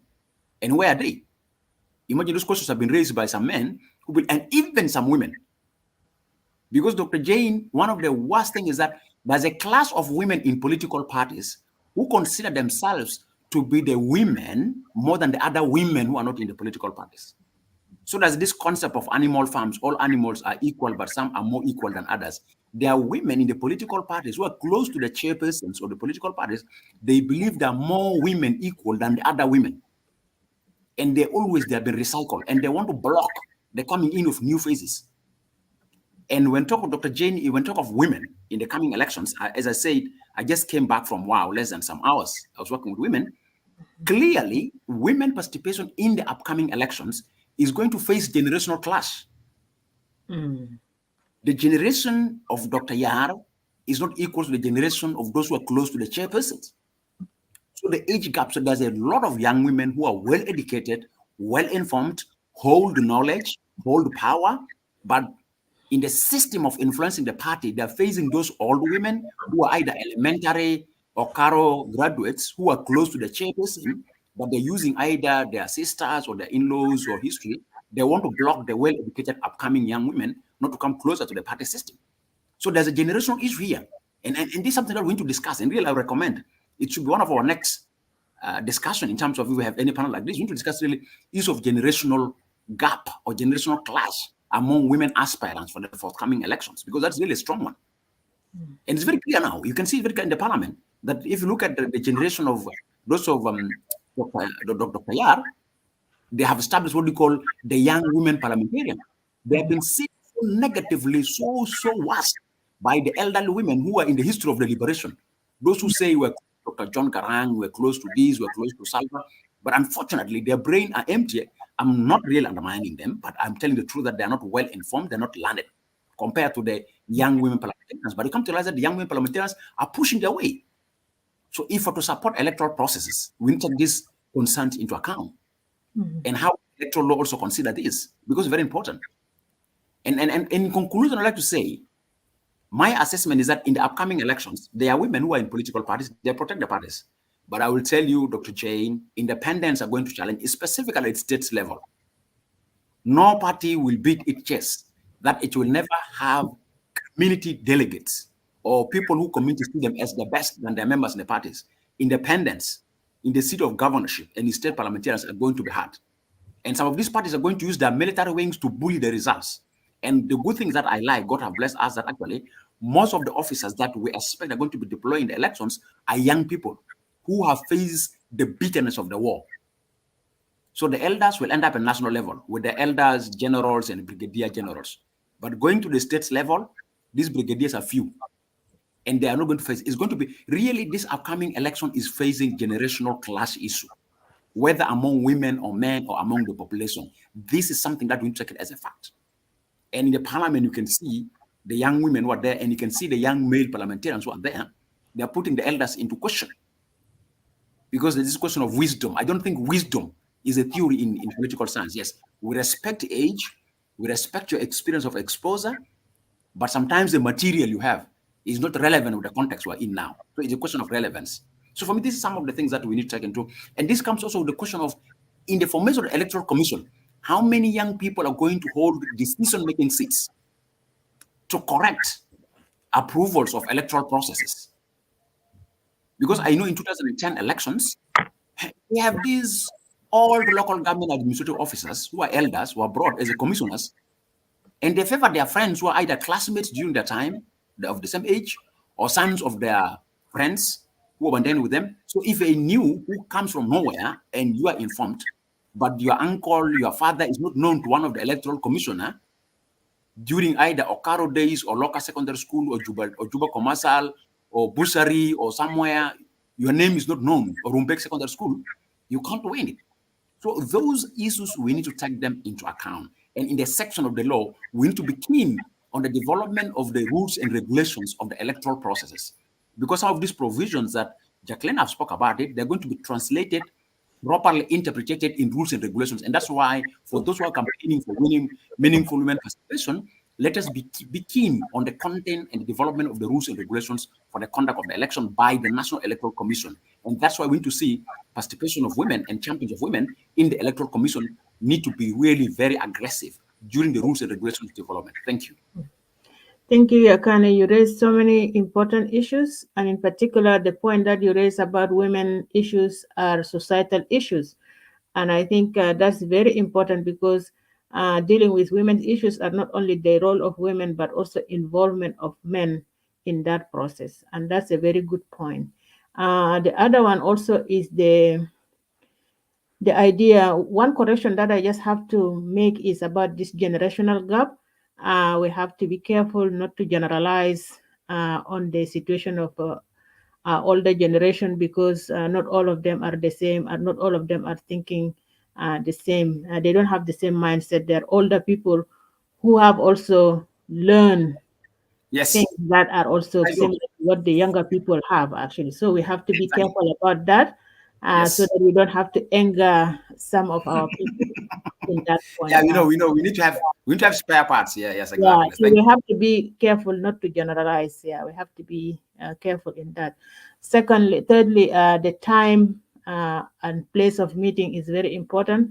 And this is not the first time that I heard about this kind of thinking is because I talked to other women who have been in power in South Sudan, who have been in the politics, and they mentioned this about time and place of party actually sometimes make it very difficult for other women to attend those meetings, or in particular party meetings. So those are very important points. And you raised so many things that the audience actually will benefit from it. And some of them actually were also mentioned by the previous speakers. And thank you for that. Now we can go back to our question to Honorable Yar. And this goes to question number 3. What are the current views of your party regarding the outstanding issues as per the agreement, which are supposed to be prerequisite for the 2024 election? And I think this point, some of the speakers actually mentioned some of them. So if you can highlight some of the outstanding issues that are still there, that will be great. So the question again is, what are the current views of your party regarding the outstanding issues as per the agreement, which are supposed to be prerequisite for the 2024 election? You can go ahead here. Thank you so much. I think you mentioned earlier when we started that our position in regards to the issues is they need to be fulfilled. There is the security arrangements, which is a key component of the peace agreement. There is the repatriation of the refugees and the IDPs. There is the census, the permanent constitution making process. There is the Political Parties Council Act that has not yet been reconstituted, the National Elections Commission as well. So these are some of the things that our party is very key on them being implemented in regards to the peace agreement. I'd also like to respond to a few things that were raised by the previous speakers. I appreciate Edmund Diakani listing out a number of things, and I'd also just like to add on to it on what you said about the elders. I think it's important for us to acknowledge that they have done their part. Acknowledging they've done their part does not mean that we should encourage them to continue staying there. It's an acknowledgement. We respect you. You have done your part, but from here, the expertise now that is needed is the younger people who can be able to do it. So I agree with Edmond Yakani that, okay, yes, you've done your part. We appreciate you for doing what you have done, but your time is coming to an end. As your time is coming to an end, how do you plan on carrying that legacy to the younger people? How do you plan on intergenerational mentorship? How do you make sure that you pass it down to the other younger people? I'd also like to add on to one thing that Sarah mentioned earlier. I totally agree with most of what she said in regards to women being in political parties. But the question is, the political party is where the women need to come from. If you do not allow, or if you do not agree with them being in specific political parties because they will be answerable to that party, then I think we're all getting it wrong, because that is it's more or less like the car that we're using to get to where we want to get to. And yes, that's why we're saying an election needs to happen once the prerequisites of an election are met. Because once you are given power by the people, when you're voted in by the people, your political party does not even have the right to come and revoke you from parliament, because it's the people who voted you in. And these political parties are the ones that actually make policies that are meant to be pushed in most of these institutions. So how do we expect women to be able to vie for these positions without political parties in place? What we need to actually push is, how do we get more women to get into the political parties and push for them to be at the helm of decision making at these political parties? Once we have women at the helm of decision making in these political parties, then we're able to actually make some of these policies that will be of assistance to women. I don't necessarily agree that women should not. We are very vulnerable. Number one. Number two, if we are to stand on our own, then we're not going to go anywhere. And it's one thing that we need to be very clear on. This is a journey we need to take on with our brothers, with our fathers, with our, uncles and everyone. The men need to support us as well in this journey. So women should actually register in political parties that they agree with their ideologies and push for them to be able to get some of these positions. I was very clear earlier when I said I believe the SPLMIO has met the 35%. Sarah, when you look at Parliament, the IO has gotten all the numbers. When you also go to the power, like where I come from, women are actually represented all the way to the Payam level.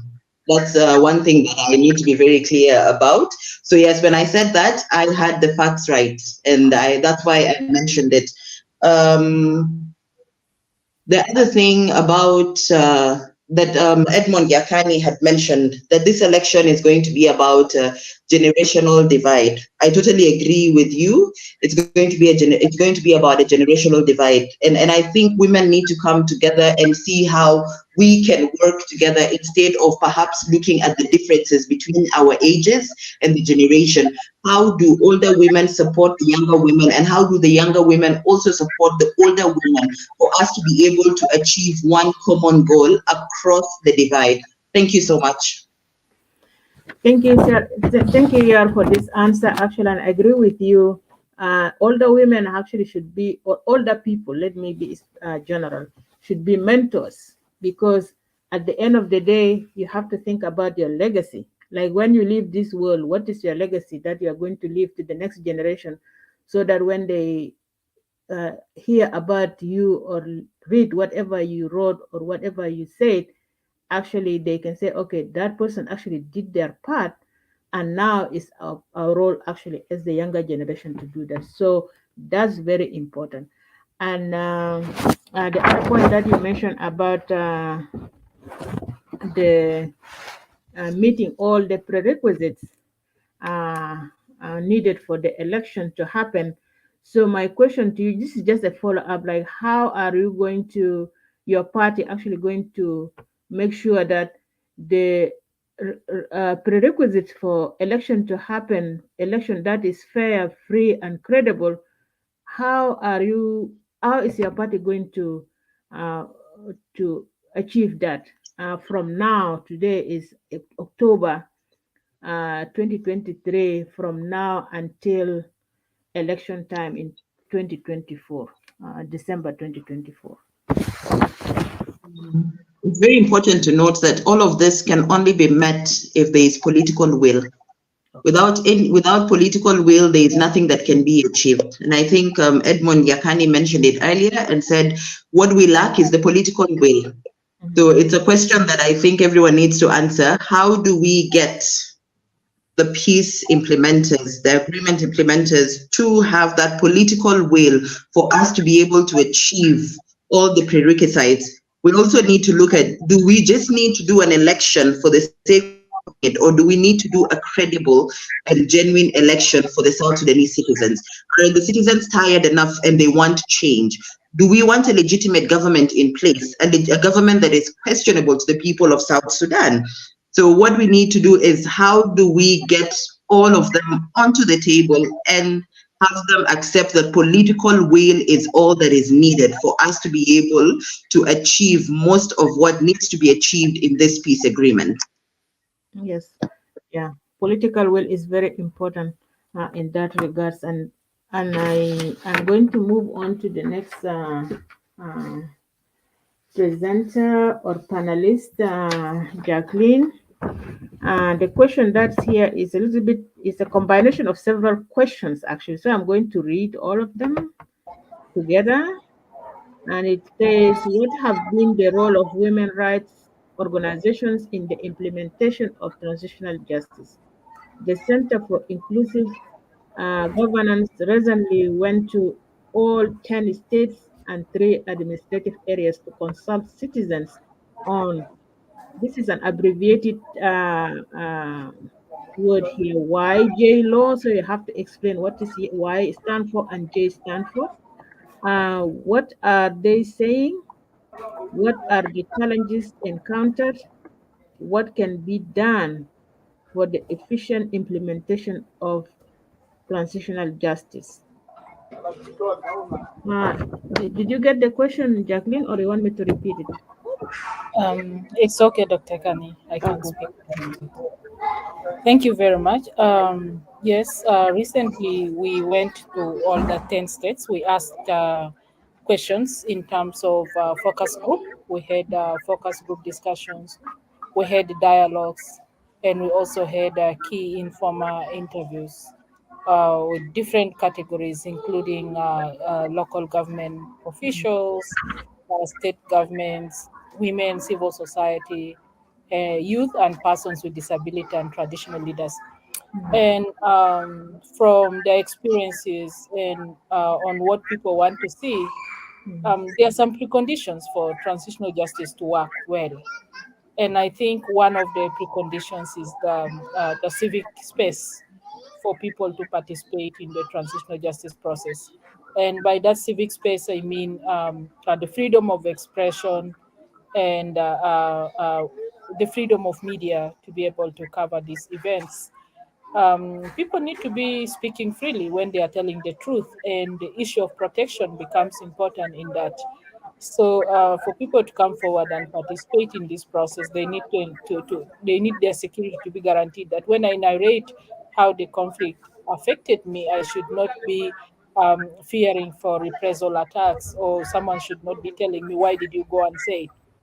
Um, the second one is that people want to see that the guns are silent and there's no more bloodshed. And this will give them the guarantee of non repetition of the violent and a confirmation that it will never happen again. So, never again to violence is what people want to see so that they can be able to heal and they can reconcile and forgive. Some people are saying, how can we forgive when we don't know if it will happen again? And I think that is very important. The other one is that freedom of movement should be there. Like as many people say, some people are still displaced, they need to return and resettle. And you cannot ask someone to tell you the truth when they are still running for their lives. And return and resettlement becomes a very important precondition for transitional justice. The other one is that people want to see that there is commitment to implement the national healing and reconciliation. And all over people were saying, reminding themselves of the old days, like, oh, during those days we were united, we were so happy, but now we cannot, we are fragmented. And that calls for national healing and reconciliation. And I think one thing that people keep saying is that heal the nation, heal the leaders, and heal the people. So we need these processes to be trickled from up to the bottom. And that means we want to see also our leadership reconciling. And I think Edmond talked about trust deficit from the beginning. And this is very important. For us to heal, we also want to see that the leaders trust and they start healing, and then things can move on well.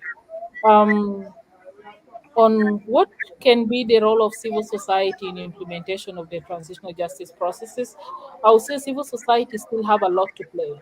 Transitional justice look like it's a simple thing, but I'm telling you, even PhD will fail to implement transitional justice because if it is not grounded to the context, it cannot be easy to implement. First, you are going to be talking to people who have the bitter experience of the conflict.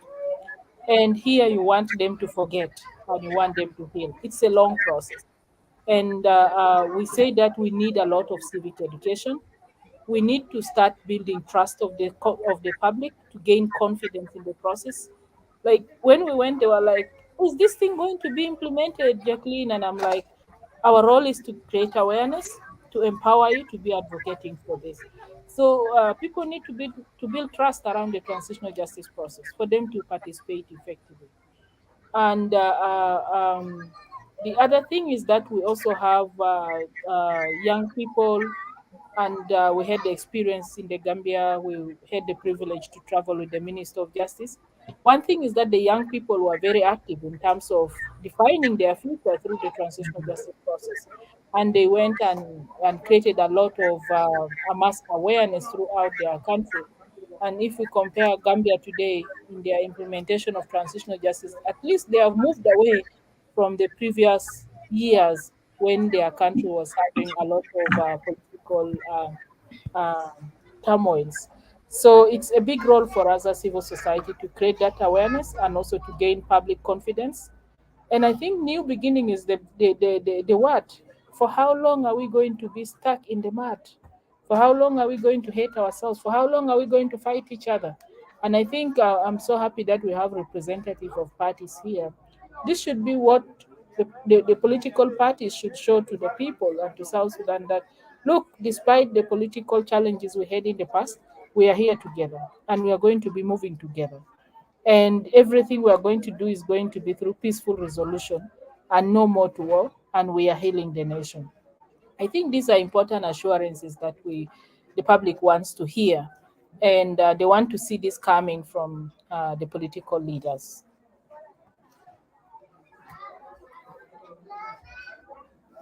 Thank you, Jacqueline, for your answer. And I think these are very important, particularly the preconditions for transitional justice that can lead to healing and reconciliation is very important. And in particular, the point that you mentioned is the idea of protection, the issue of protection, because that's very important, because those people who are going to talk about their experiences went through difficult situations. So they don't want to go through that situation again after sharing their experiences, and that's very important.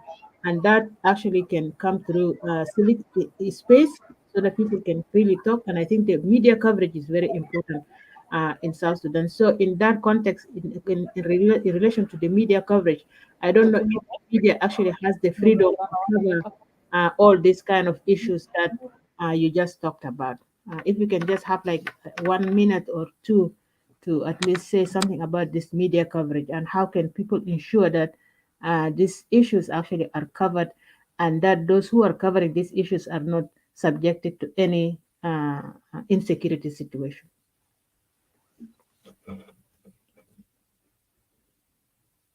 Jacqueline.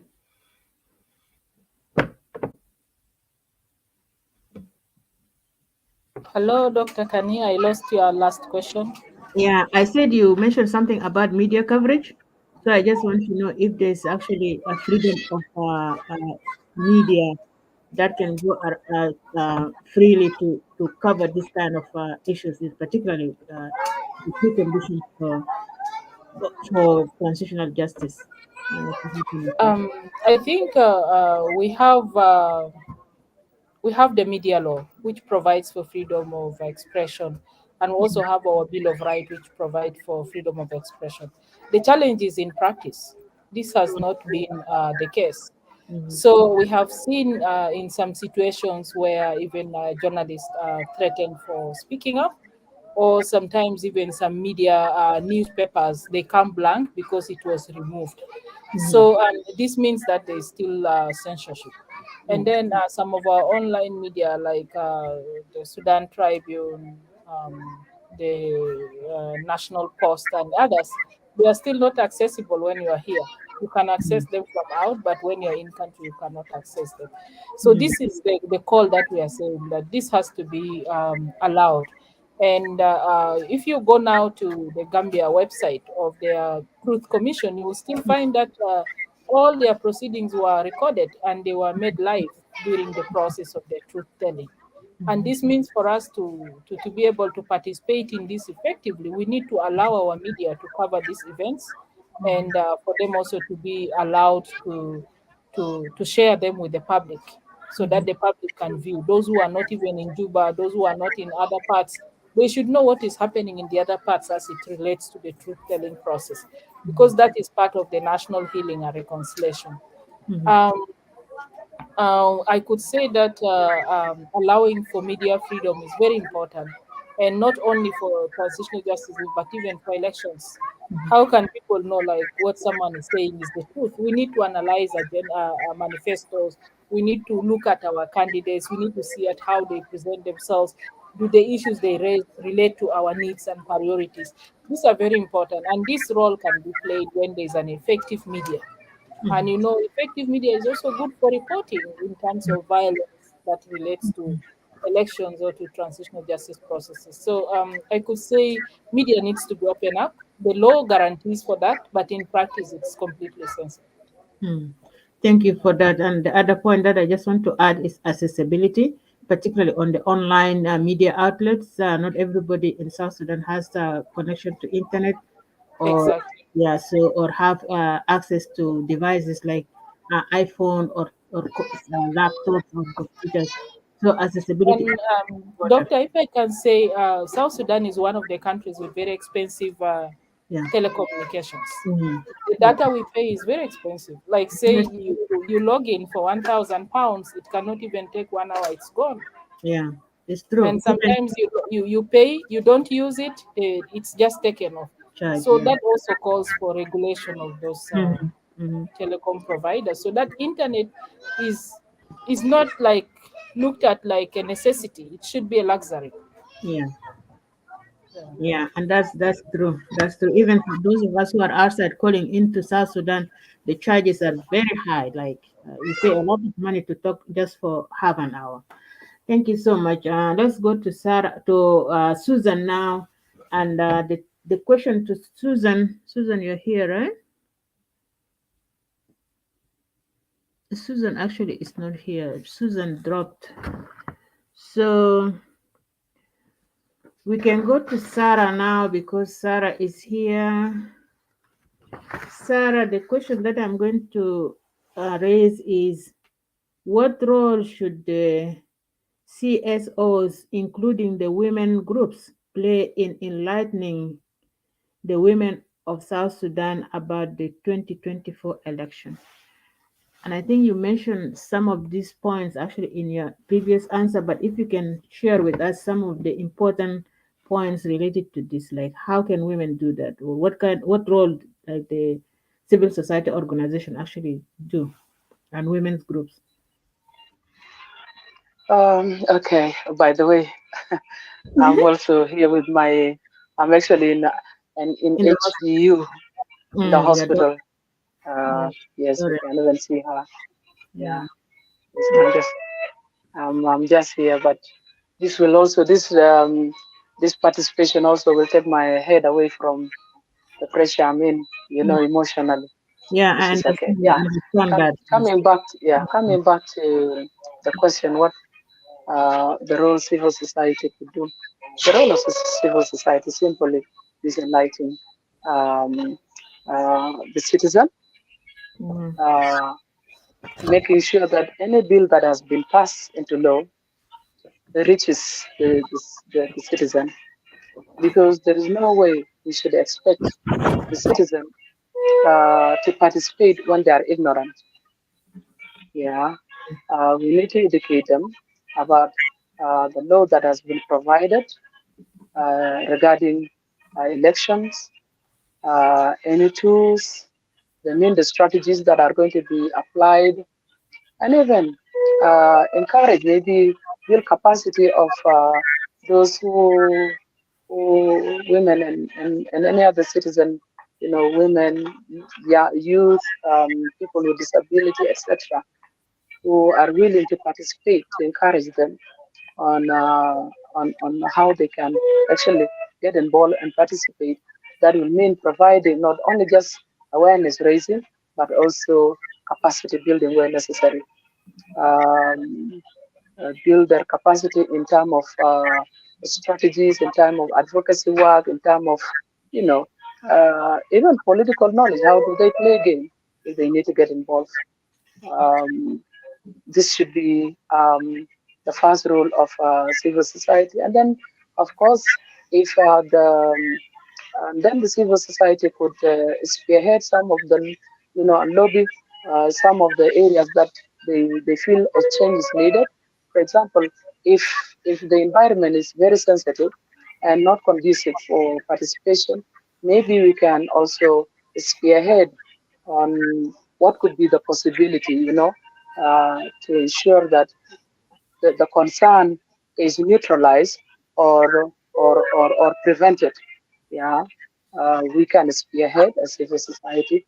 The other thing is that maybe approach some of the leaders where necessary, as a need arise. It should be we should be spearing ahead. I mean, we should spearhead need.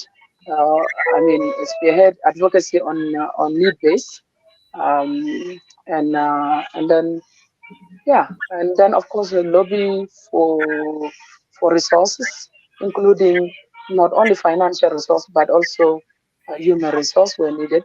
especially the technocrat and experts, to improve our our contribution and being resourced during election for citizen interests. And yeah, because even some of us, we need to be trained as well how we can make sure that uh, we campaign or we raise, and we raise the awareness of the citizen, and in a very effective and efficient and meaningful way. The other thing would be maybe lobby at this juncture. We should lobby for lifting of a state of emergency, because honestly, with the state of emergency remaining, there, I'm wondering even how the election will take place, leave alone even the rest of other things, which security concern that Yakani talked about earlier, like the unification of forces, which I always say, even this unification of forces, honestly, um, there is a lot of question to be asked, because one, there is no way you can talk about, uh, you know, uh, percentage of dividing the unification. You consider the political power sharing quota in unification of forces. It doesn't work that way. As you read it earlier, my background as a child, I was a child soldier. Went to Cuba, got employment during childhood, my childhood in late 80s and early 90s. Yeah. So there is no way you can bring a political arrangement into a military arrangement. It doesn't work that way. For example, if you have, under your command 1,000 army, and then I have 100 forces, and I want to unify them, there is no way, this quota can apply there, because if they have to be unified, it has to apply.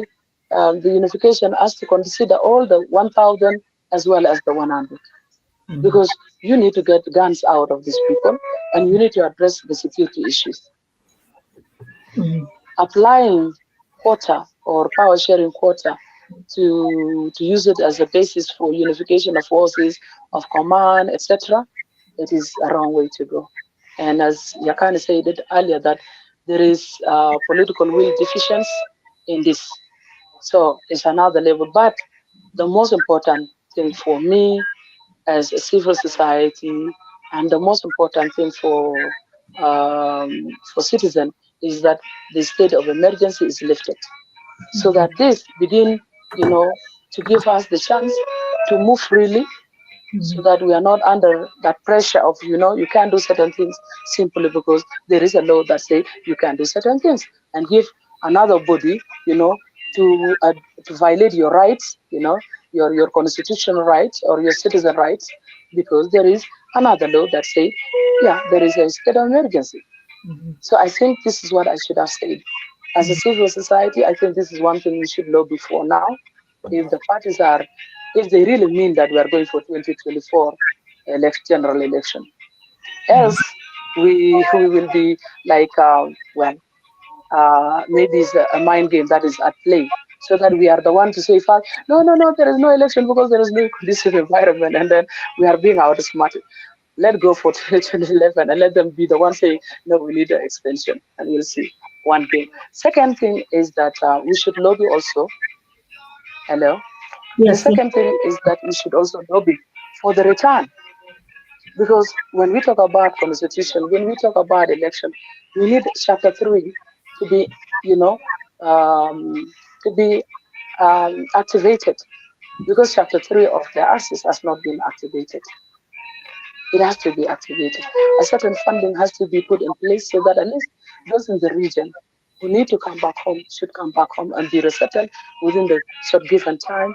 And if not, if maybe the strategy in which, when we vote for referendum, people went to refugee camp and to the nearby countries, they have to do that, then maybe finance has to be given, and some of us has to go to some of these refugee camp and raise awareness, and inform them what needed to be done.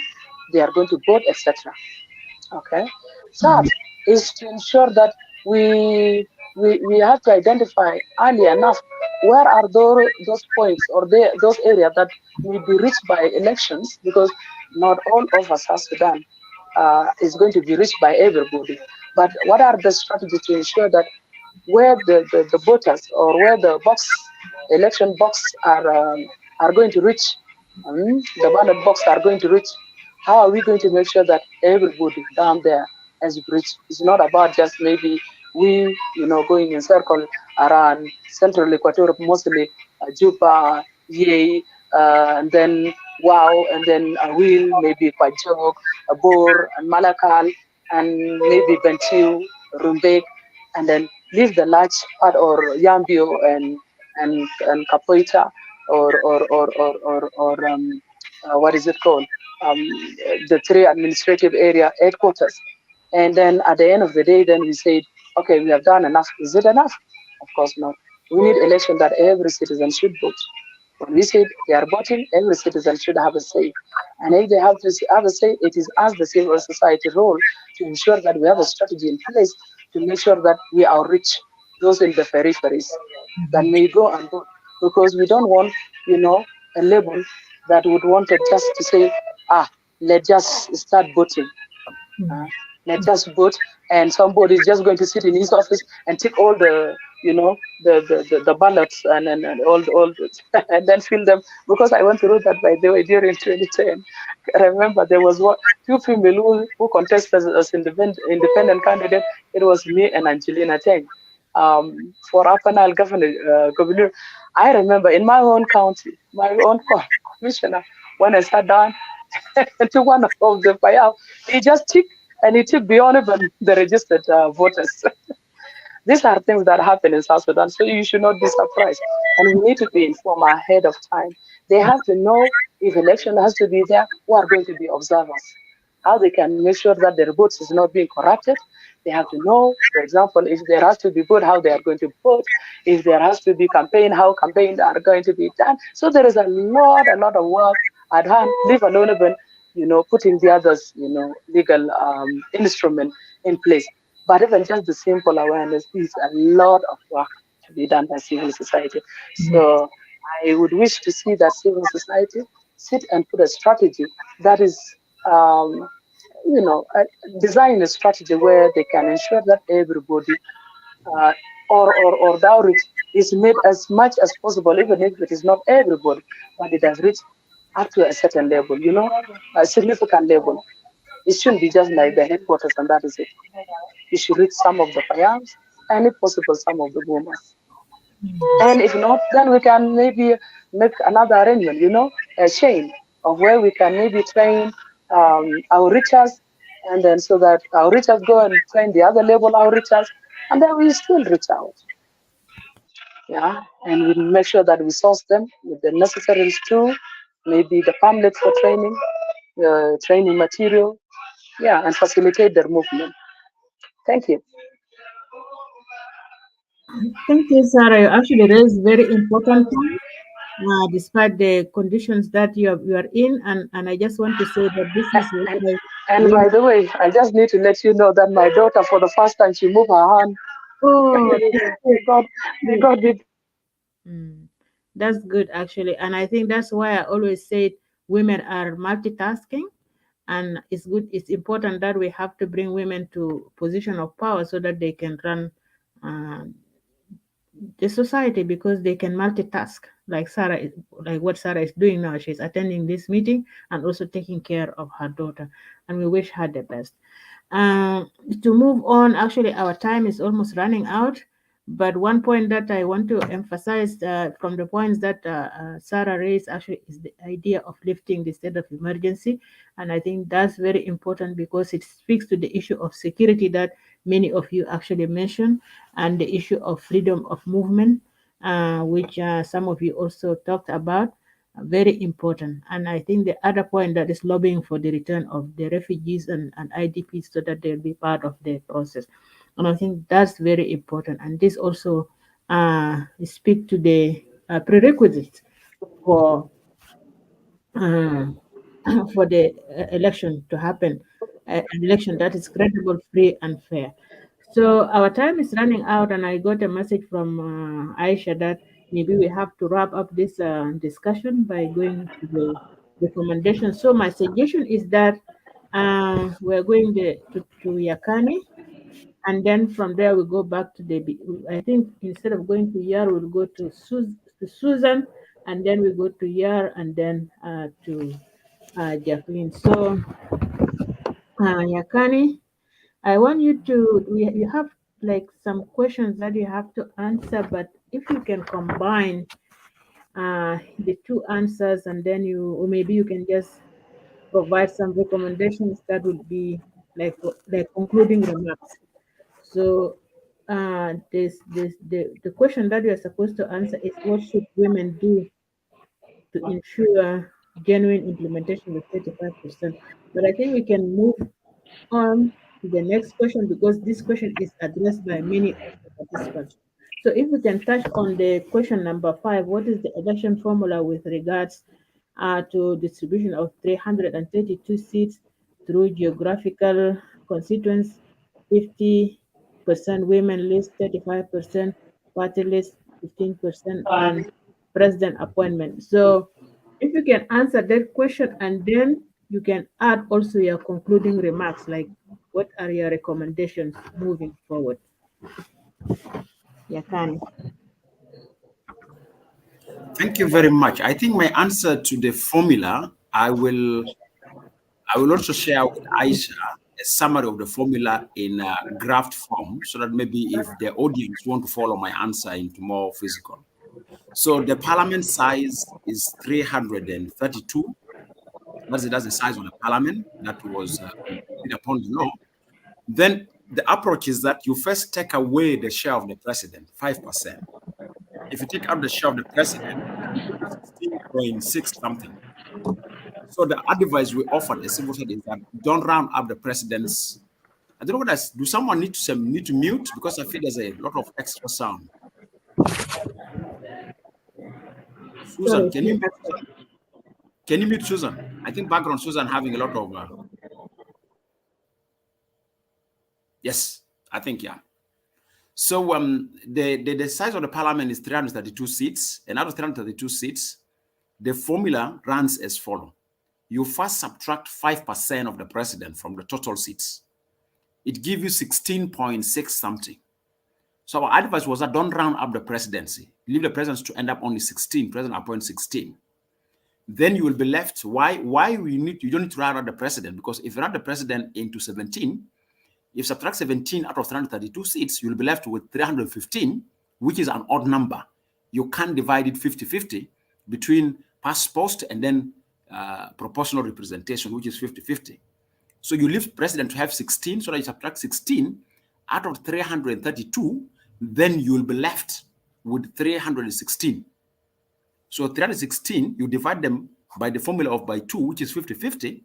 You have 158 geographical constituency seats to be filled into the parliament through geographical constituency, 158. Then you calculate 35% out of 332, it gives you 10.9 something seats. Then you round up the women to become 111 seats. And I'm ready to share that graph right now after the discussion with the eyes so that you can share with the audience. So 35% will come to 11 seats. Political parties, which is 15%, comes to 47 seats. So you're going to have 158 geographical constituency seats, 111 women list, 47 political parties, 16 president. So if you add them up, it gives 332 seats. So that's how the formula is going to work out. Now, the next challenge you have that is posted is, if you undermine the question of delimitation, and remember, delimitation have link with the population census. So if you say you're not going to conduct population census to determine geographical constituencies, then what you need to do is that you subtract the old constituencies of 2010 elections, which is 102 constituencies, out of 158 constituencies. You will be left with extra 56 constituencies. So you need a political decision from the political parties on how to redistribute the 56 constituencies to the other constituencies. And there's a constituency there's one state which is really, I've been campaigning for them. In the 2010 elections, Western Baragazal only have 4 seats for national parliament, while the rest of the other states, the smallest is having 7 seats, simply because we see Western Baragazal only have 3 counties. But Western Baragazal is populated as we speak per now. So maybe in the redistribution of 56 seats, you may need to have a specific formula to redistribute, to bring to a certain reasonable level states that by then were cheated by the 2010 constituency demarcation. So like Western Baragazal, you may need to add them up at least to 7 or 8 or 10, then you can raise the other states which have 10, 12. Jongola is the highest with 17. And of course, so we're arguing whether should we go for uniform formula. Some people say you go for population. Then you say which population?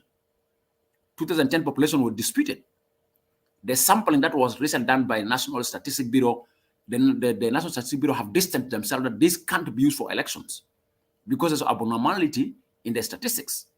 Now, if you say you want to create a new 56 constituencies, you're going to open a chances of classes. Let me give an example. You can open up new constituencies. Populated area like Central Equatorial State may file so many candidates to national parliament because it's so highly populated, and then on expense of others.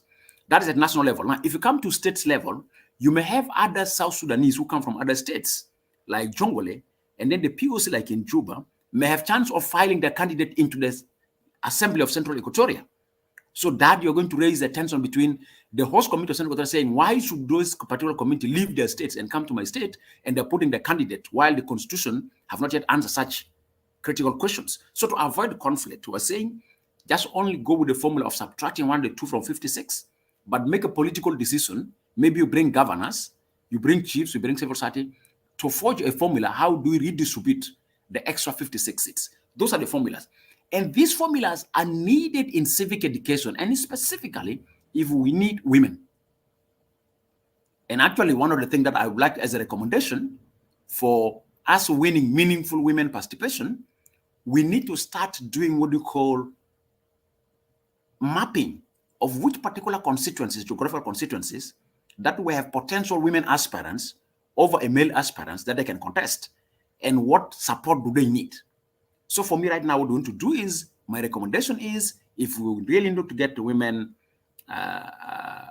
if meaningful participation, which I'm already engaging because I came from WOW for the same business, we have already covered 4 states. We are mapping what we call women aspirants. But you map these women aspirants against geographical constituencies, against women list, against party list. Also, we should not leave the president's appointment. We have women academia who may not belong to a political party, but they hold a very rich knowledge that we need them in the parliament. There's certain knowledge that are rare. You can't get it somewhere. But they have a female that hold that knowledge. We need her to shape opinion. So for me, that is my recommendation, that we need to start doing women aspirants mapping. Once we know women aspirants mapping, the next is now training and empowering women aspirants to come forward and challenge the electoral process through any either of these systems. So that might be my concluding remarks, that I don't think we need to talk now. The season of talking is done. We need to walk on the talk. And as we are calling for women to have meaningful participation, walking the talk, the stages are one: map the aspirants against the electoral process, empower them, whether that means by knowledge, by understanding the electoral law, or by finance, or giving the political space, or giving the media. After I prepare them there, mentor them how to manage votes and how to have observers that will secure their votes are not stolen. That's my recommendation. From there, let's go now for the counting. For the civil society and women-led civil society leaders, it's a high time for women-led civil society to start preparing observers. We need to start really preparing independent observers for potential women aspirants who may contest in elections, because we need to observe that. In 2010, when I was working with Sunday, there are votes of women that were actually transferred to men. And I have evidence in more than 4 states, because I sit at seat where I can observe. And even there's a votes of women which were transferred to qualify a male governor. I don't disclose them here, but I think women-led organizations, those who we claim we need to see meaningful women participation, is a high time for us to develop independent observations. Asante sana.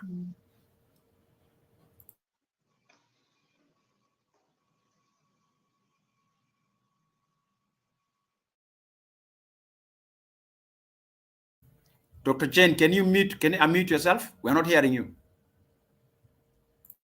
Okay, I just forgot about unmuting myself. Thank you, Yakani, for answering the question and also providing the recommendations on improving women's participation in the political process or political processes, not only one process. And I think the most important thing is the mapping of women's aspirants is very important, because if you don't know the women who wants to run, then it's going to be very difficult actually to find candidates that can fill those positions. Yeah, so my next, I'm going to Susan now. And I think, Susan, we are going to conclude this session soon. So I want you to answer maybe the last two questions, and then you can also provide your recommendations moving forward. So the fourth and fifth question actually says, the fourth question says, can you tell the women and the people of South Sudan why they should vote for your political party in 2024? And then the last question is, what future challenges do you foresee with the 2024 election, and then your recommendation moving forward? So you combine those together, and then we move on. Susan, you can go ahead now. Hello, dear. Can you hear me? Yes, we can hear you. Hello. Hello, Susan. We Yes. can hear you. The two questions. In the first place, I would like to thank His Excellency Salva Kiir Mayardit, the President of the Republic of South Sudan, because he always retaliates in general public that he will never take his people back to war. And he always say that he has a huge government with the 5 vice presidents in Africa. This is South Sudan where this is happening. And he has said we have to go for election. And as women in TNLA under the able leadership of Jama Nunukumba, she has met us so many women. She has paid both men and girls and boys. So she has touched the life of every South Sudanese across the nation. So these are women we can learn from their footsteps. And why people should vote for the SPLM as a party is SPLM has been there as a stand with the people of South Sudan for their cause. SPLM brought referendum, all of us brought referendum, but SPLM have stood for its vision.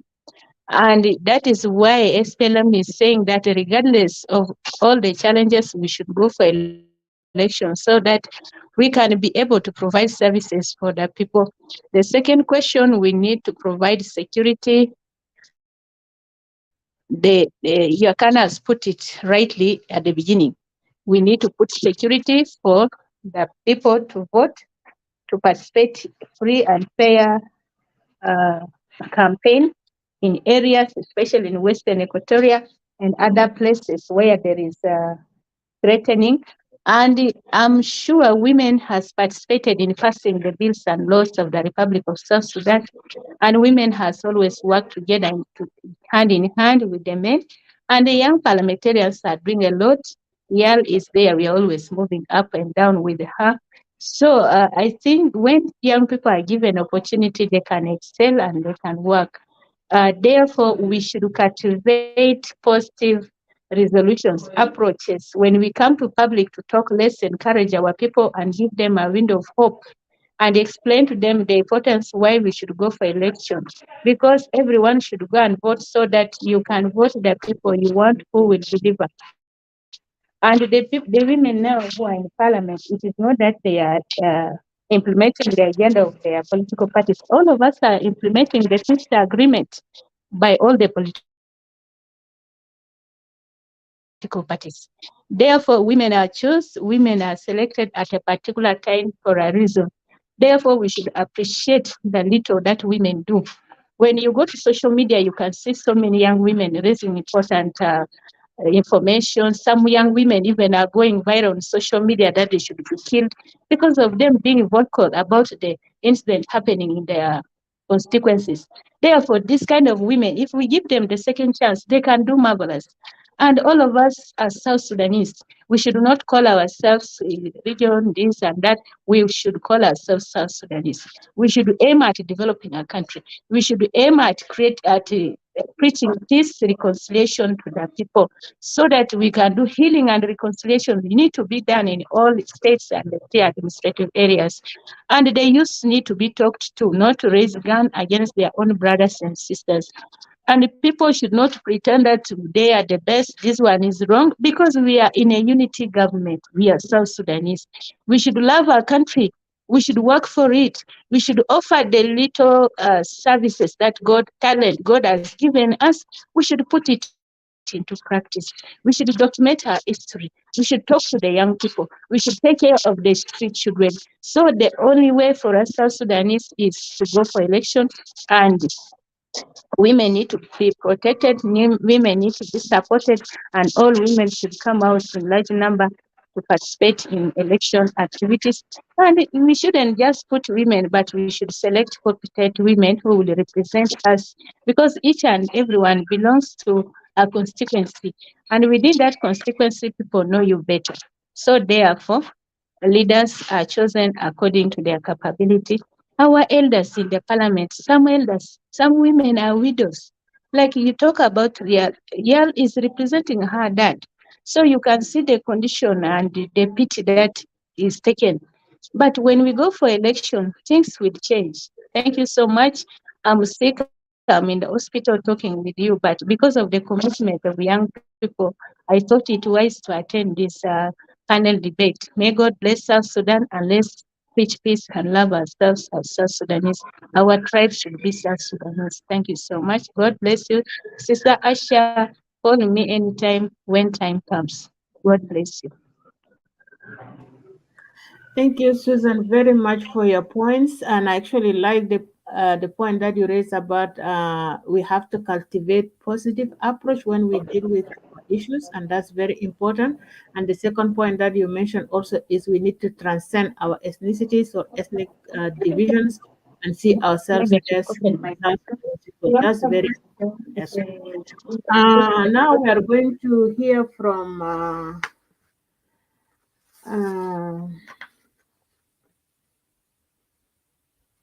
Yar. Yar, if you can just answer the last two questions and then provide the recommendation moving forward, because we are going to conclude. This is our last session now. So if you can conclude. Yar. Honorable Yar. Thank you. Thank you so much for the opportunity that you've given to us, Aisha, for always organizing these forums where we get to speak, we get to learn more. The two questions: why would the reasons why the people of South Sudan should vote for my political party come the election?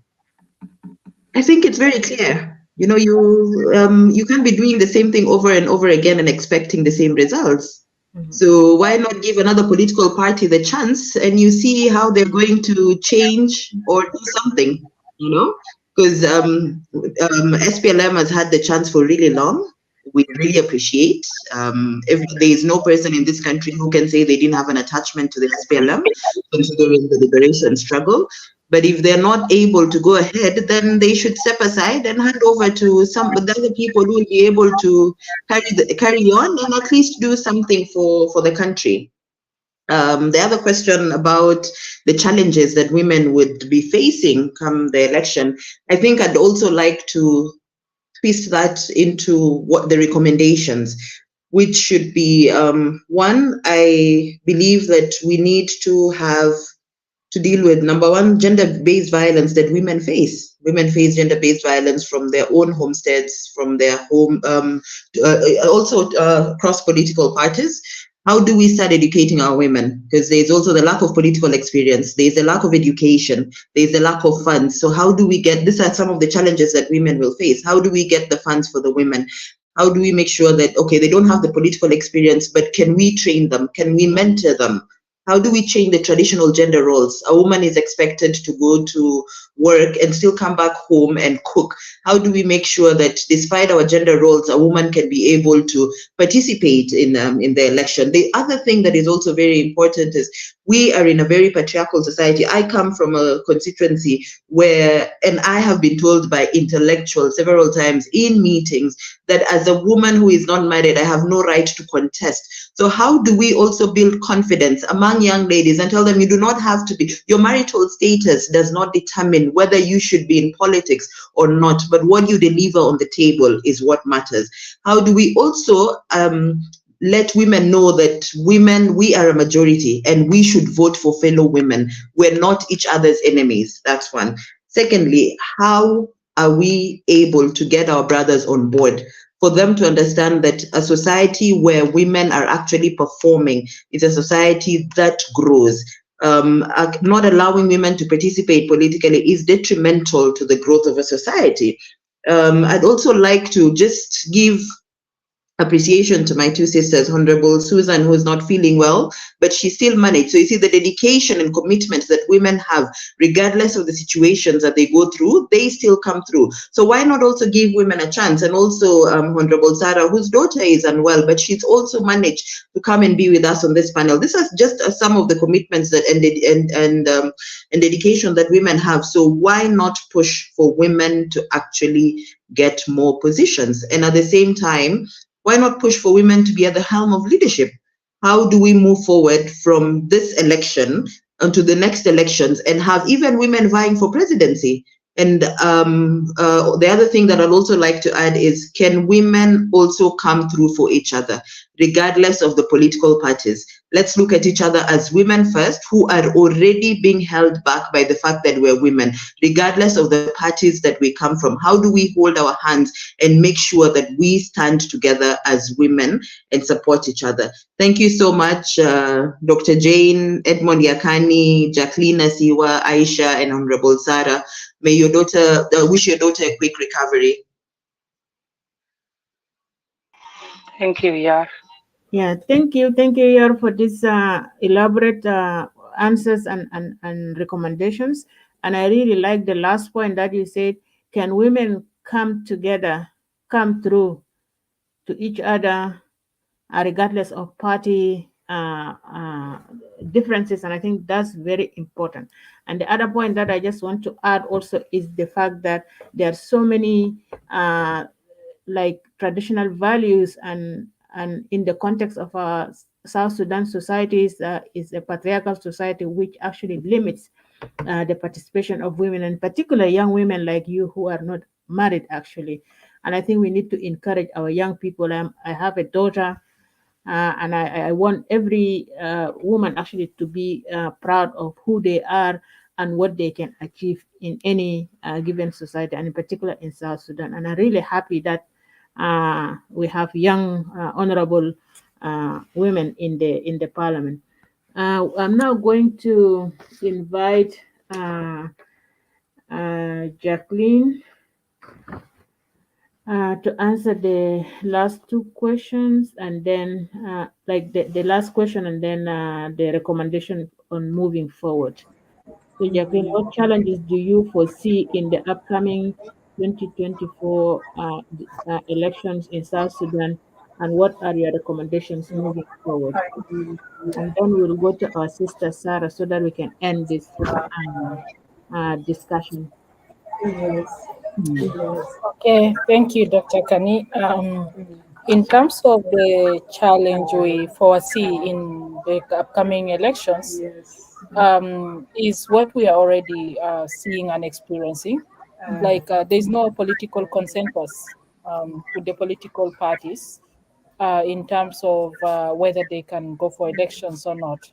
We have seen the opposition parties are saying the ground is not ripe for elections and therefore they will not participate if 1, 2, 3 is not done.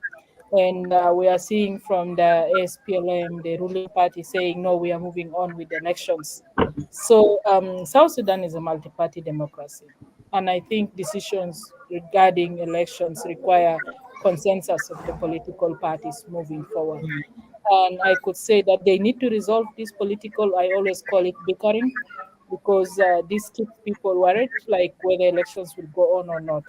And I see one thing that Edmund mentioned in the beginning, and I think the question I ask is, are the parties really ready, whether they want to go for elections or they don't want to go for elections? I see both are not ready, because the prerequisite for elections is not done. As Edmond said, security is priority, and that does not mean one party will sustain the security. Um, the second thing that I see as a challenge is that there is no electoral calendar for now. And this is because the Electoral Commission is not reconstituted, the political party council is not reconstituted, and therefore parties are not registered. And if we are talking about going for elections, the parties need to register. And then the registered parties will participate now in the elections. And they will be the ones to submit their candidates to the election commission. So this is also not done. And election is not just a 1 month event where you will wake up next year and say, oh, we are going for elections. It's a process. I could say in Uganda, the elections are in 2026, but they already have the electoral calendar. And for us, it's next year. We still don't have the electoral calendar. And even the Electoral Commission is not supported effectively to start putting the groundwork to prepare for the elections coming. So that means we need to have funding allocated for the Electoral Commission, and we need to reconstitute as quickly as possible, as yesterday, so that they will start putting up their agenda and putting also the electoral calendar. We haven't agreed on issues of whether we can go for elections with censors or no censors. It's still like elections with censors, election without censors. And if we are going to use the electoral registrar, which registrar are we using? I see politicians talking about censors and 2010 elections. Do we have that data available? And how do we update that? That is also requiring money. Updating the voter registrar and even registering eligible voters require money. And who will start doing that now if the Electoral Commission is not reconstituted? Um, Civic education is still not reaching out to the ground. Currently, civil society are doing that. And you can see in some parts, even people don't know that there is a roadmap. I was having a discussion in Eastern Equatoria, and one of the participants thought the roadmap is a road that is connecting them from Juba to Western Equatoria. So people still don't understand that. They think it's a physical road. And that means we need to do a lot in terms of the awareness raising. And I think some people were lucky they voted in 2010 and 11, but majority of the South Sudanese have never voted in their lives. And that means civic education is very important, and they should be allocated funding to the National Electoral Commission to be able to come out with civic education curriculum. And then civil society, as it's stated by Sarah, will do the civic engagement at that level. We also see that women will face challenge, and I like what Honorable Yar say. We need to come together beyond the parties, and we need to define our agenda as women. What is our agenda and what is our interest in these elections?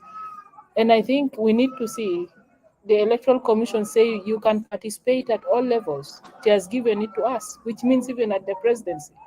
Are women prepared in the party to stand for that? Are we building the strong cadre of women? And that means we need to identify and start dialoguing and working together with women across divide to discuss pertinent issues of women in democracy. How can we support women to be able to participate in that process? So these challenges are enormous, and security has been overstated, and I cannot dwell on that much. But I also call for civic and political space. We need to come out clearly and say to political parties, you can campaign now, and even members within the SPLM, they have not started campaigning. The party primaries are very important. And I think this is where we need to start as early as possible. Without party primaries, we are likely to see crisis. I may be in the SPLM, I want to stand. Someone is also standing for the same position. So that means we need to level up the ground. And I think a healthy democracy will go with a healthy competition. and then still you can bring your people together and they can be able to effectively participate. So in conclusion, I will say that women, we need to start analyzing this political process carefully, and also to be able to see where do we stand and how do we support ourselves in this transition. Otherwise, we will have less women in the next government because of the enormous challenges that we have as women.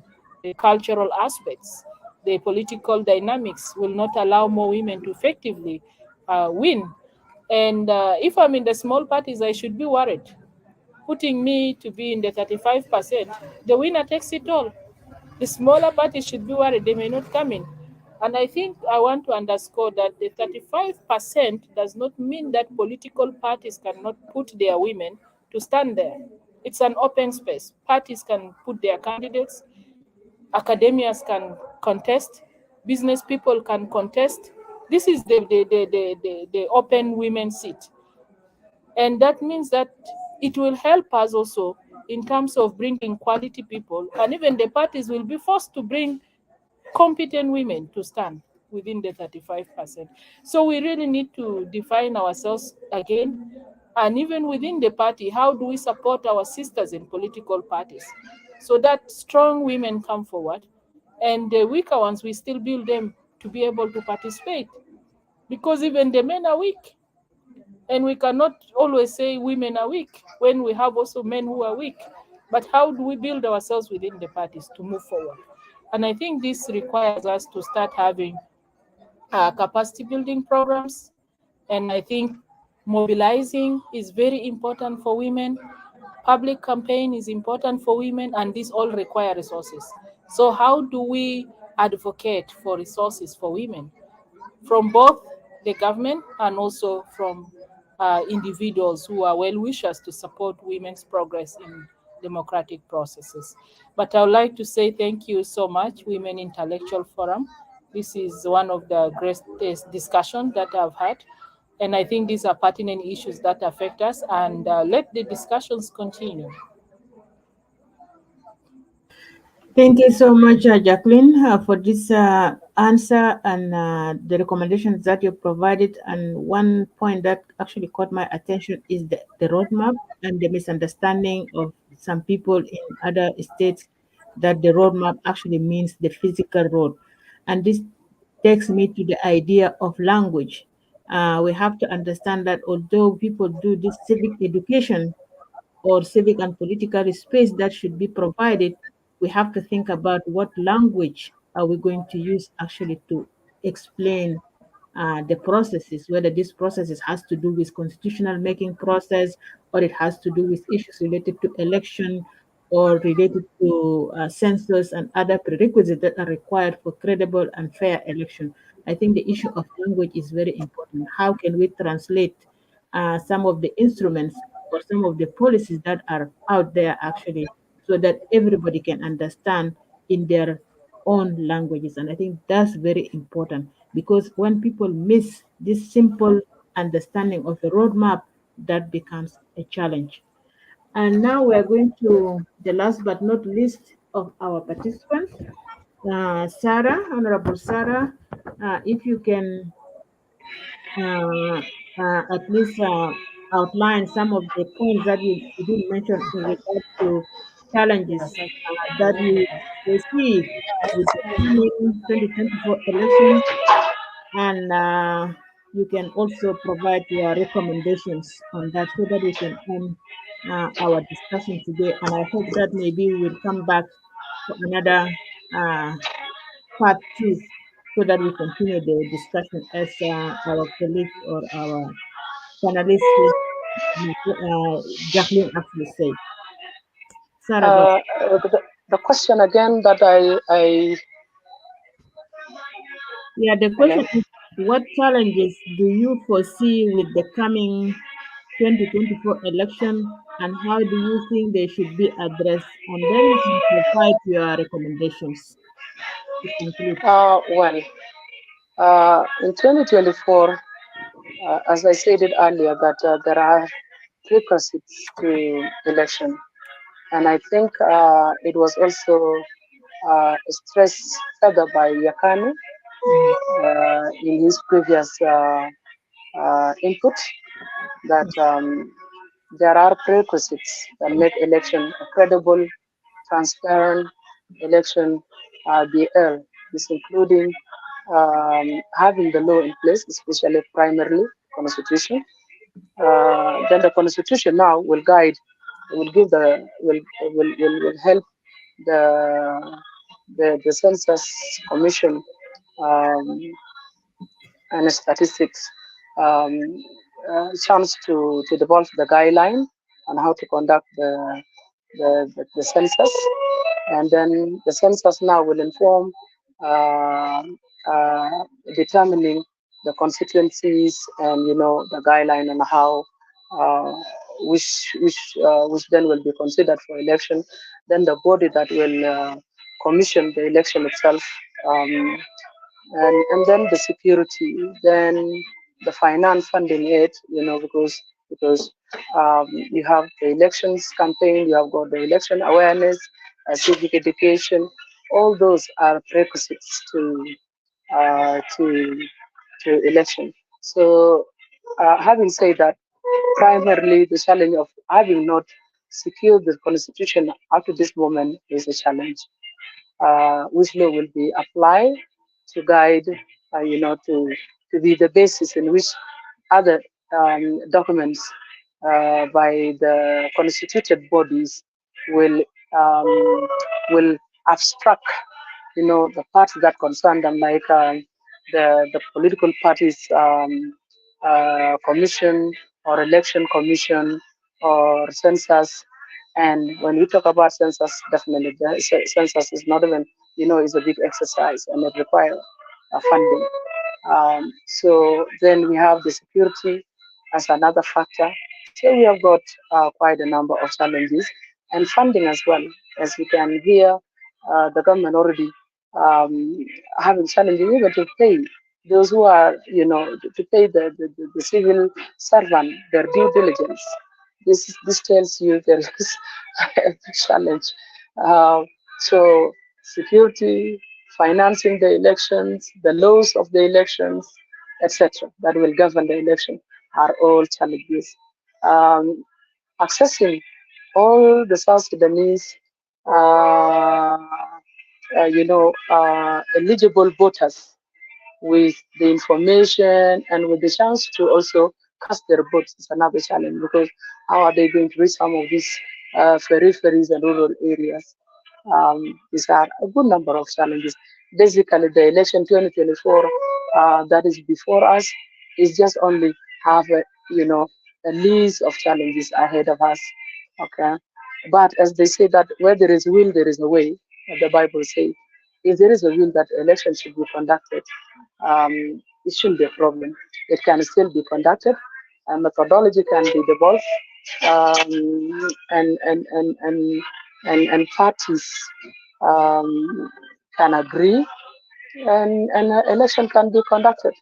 Either whatever the methodology is, as long as parties agree, then that is it. That is the way we could go.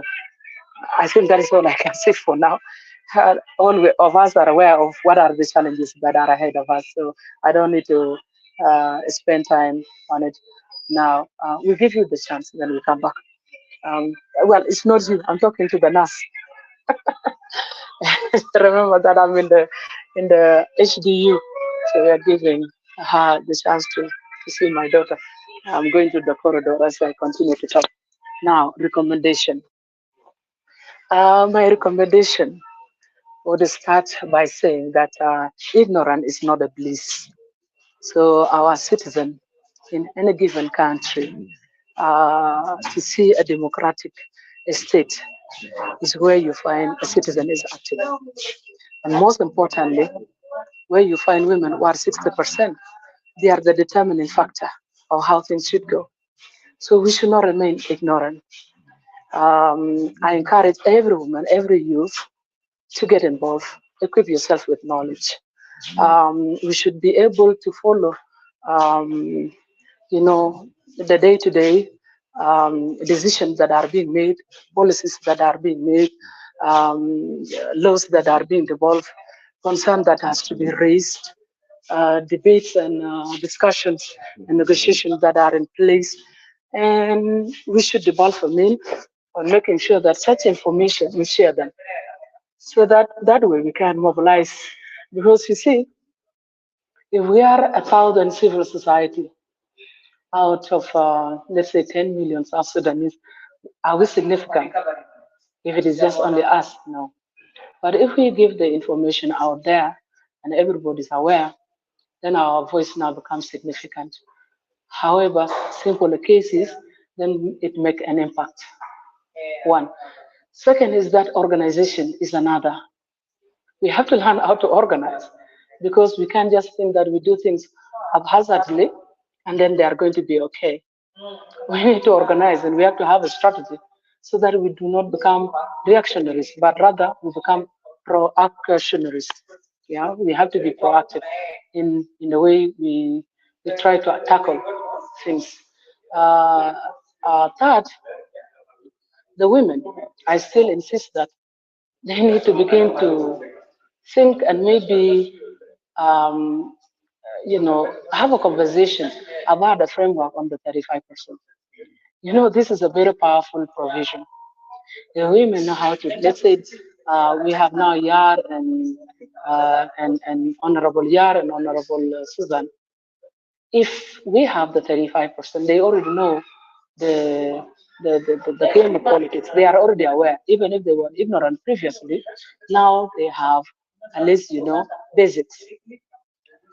If we have a framework, this framework could actually cause maybe any one of them who believe who is self-esteem can say, okay, me, I'm not just going to be at the level of where I am just a consumer or a follower, but rather wanted to spearhead and become a decision-making, okay, body. If we have a framework on how we use this 35% quota as a tool, as a mean to empower women, then women should ensure that this provision, it actually take them to decision making level. It should empower them big time. Like with their 35%, let's say if women agree that a framework will be the 35% is going to be distributed among the political parties that are headed by women. Don't you think somebody like Yar or somebody like Honorable Susan would actually think of maybe forming their own political parties? And because there is a certain percent, this by itself mobilized for them members. Some of the political parties, I know them when we were in Addis Ababa and Khartoum, they didn't have members.